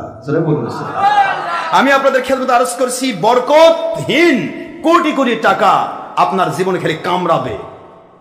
আপনার জীবনে কি হবে? কামড়াবে। এমন এক অসুখ হবে, India, Pakistan, Singapore out, crore crore টাকা নেয়। আর বরকতপূর্ণ যদি হয় অল্প, এই টাকাটা আপনাকে সারা জীবন হাসাবে, কামড়াবে না। আপনাকে কামড়াবে না, আপনাকে শান্তি দেবে। আল্লাহ প্রদত্ত নিয়ামত হিসেবে আপনাকে ধরা দেবে। এই বরকতপূর্ণ অর্থ কেউ নিতে চাইলে অর্থ, সময়, শ্রম যার কাছে যা আছে সেখান থেকে কিছু কিছু আল্লাহর পথে ব্যয় করা। তবে আমার নবীজি বলেছেন, এখান থেকে আলাদা একটা বরকত তোমার ভিতরে দেওয়া হবে, যেই বরকত তুমি শেষ করতে পারবে না। ছেলেটি মাত্র একটি মোহর দিয়ে বরকত পেলেন। এই বরকতে তার জীবন চলল, কারণ সে তার বাবা আল্লাহর ওলির জন্য তিনি সর্বস্ব ব্যয় করে দিয়েছেন। তারপরেও আমার আল্লাহ পাক তাকে দুনিয়াতে কাঁদাননি, দুনিয়াতে তিনি বাদশার র্যাঙ্কে জীবন কাটাই দিয়েছেন। সুবহানাল্লাহ। তো কাজে পৃথিবীতে কোন আল্লাহর ওলিরা, তারা যে আল্লাহকে খুশি করার মতো খুশি করে, তাদেরকেও আল্লাহ পাক সত্যিকারে দুনিয়ার সব সম্পদ দিয়ে বাদশাহী জীবন দান করেন। দুনিয়াতেও আবার আখিরাতেও আল্লাহ পাক তাদেরকে লক্ষ লক্ষ যারা মুরিদ মুতাকিদ, যারা ওলি হয়ে গেছে, যারা তার সোহবতে থেকে সত্যিকারের কোরআন হাদিস ইজমা কিয়াস মেনে হারাম হালাল উল্টা পাল্টা না করে, হারাম হালাল, হারামকে হারাম জেনে ছেড়ে দেওয়া, হালালকে হালাল জেনে গ্রহণ করা, এইভাবে যতগুলি মানুষ তার সাথে সম্পৃক্ত হয়েছে, প্রত্যেকটা মানুষ পাবে এক একটা আসমান জমিনের সমান জান্নাত। আর এই জান্নাতের মালিক যারা, এই মুরিদেরা, তারা ওই বাদশার আন্ডারে থাকবে যিনি তার পীর সাহেব ওলি। আর দুনিয়ার সকল ওলিয়া উলিয়া থাকবে আমার নবীজির আন্ডারে। জোরে বলুন সুবহানাল্লাহ। আর নবীজি পাক সাল্লাল্লাহু আলাইহি ওয়াসাল্লাম সহ সকলেই থাকবেন আমার আল্লাহ পাক রব্বুল আলামিন ওনার কুদরতের আন্ডারে। জোরে বলুন সুবহানাল্লাহ। এই জন্য আমি আপনাদের বলছি, আমাদের যদি আল্লাহর বরকতপূর্ণ কোন অর্থ আমরা পাই, এটা হবে আমাদের জীবনের শান্তির কারণ। আল্লাহ আমাদের সবাইকে সত্যিকার ইসলাম বোঝার তৌফিক দান করুন। মান জা বিল হাসানাতি ফালাহু আশরু আমসালিহা। সূরাতুল আনআম শরীফের 107 নম্বর আয়াতে আল্লাহ বলেছেন, যারা একটি অর্থ, সময়, শ্রম একটা ব্যয় করে, আমি আল্লাহ ঘোষণা দিই তাকে ওকে 10 গুণ দেব, আর এই 10 গুণকে আমি 700 গুণ বাড়াই দেব। সুতরাং আল্লাহ পাক আমাদের সবাইকে সত্যিকার ইসলাম বোঝার তৌফিক দিন, আমিন। ওমা আলাইনা ইল্লাল বালাগুল মুবিন। হাদা মা ইনদি মা ইনফা ওমা ইনদাল্লাহি ওয়া রাসূলিহি সাল্লাল্লাহু আলাইহি ওয়াসাল্লাম। সুবহানাকাল্লাহুম্মা বিহামদিকা আশহাদু আল্লা ইলাহা ইল্লা আনতা আস্তাগফিরুকা ওয়া আতুবু ইলাইকা। আমরা সকলেই সুন্নাত নামাজ আদায় করব। ক্বাবলাল জুমা 4 রাকাত সুন্নতে মুআক্কাদা। এর সাথে যদি মন চায় আপনি তাহিয়াতুল ওযু বা দুখুলুল মাসজিদ পড়তে পারেন। এটা যে কোনো সময় এটা সুন্নতে জায়েদা, পড়লে সওয়াব হবে, না পড়লে গুনাহ হবে না। কিন্তু সুন্নতে মুআক্কাদা, সুন্নতে আইন 4 রাকাত পড়তেই হবে। ক্বাবলাল জুমা 4 রাকাত, বাদাল জুমা 4 রাকাত, ওয়াক্তে সুন্নত 2 রাকাত। এই 10 রাকাত নামাজ হলো জুমার জন্য সুন্নতে মুআক্কাদা। বাতির 72 ফিরকার 13 নম্বর মুন্সি যাই কোক, আমরা তাদের মুরিদ নয়, তাদের উম্মত নয়, আমরা আখির নবীর উম্মত, আখির নবীর ইসলাম মানতে চাই। ঠিক না ভাই? ঠিক বলুন।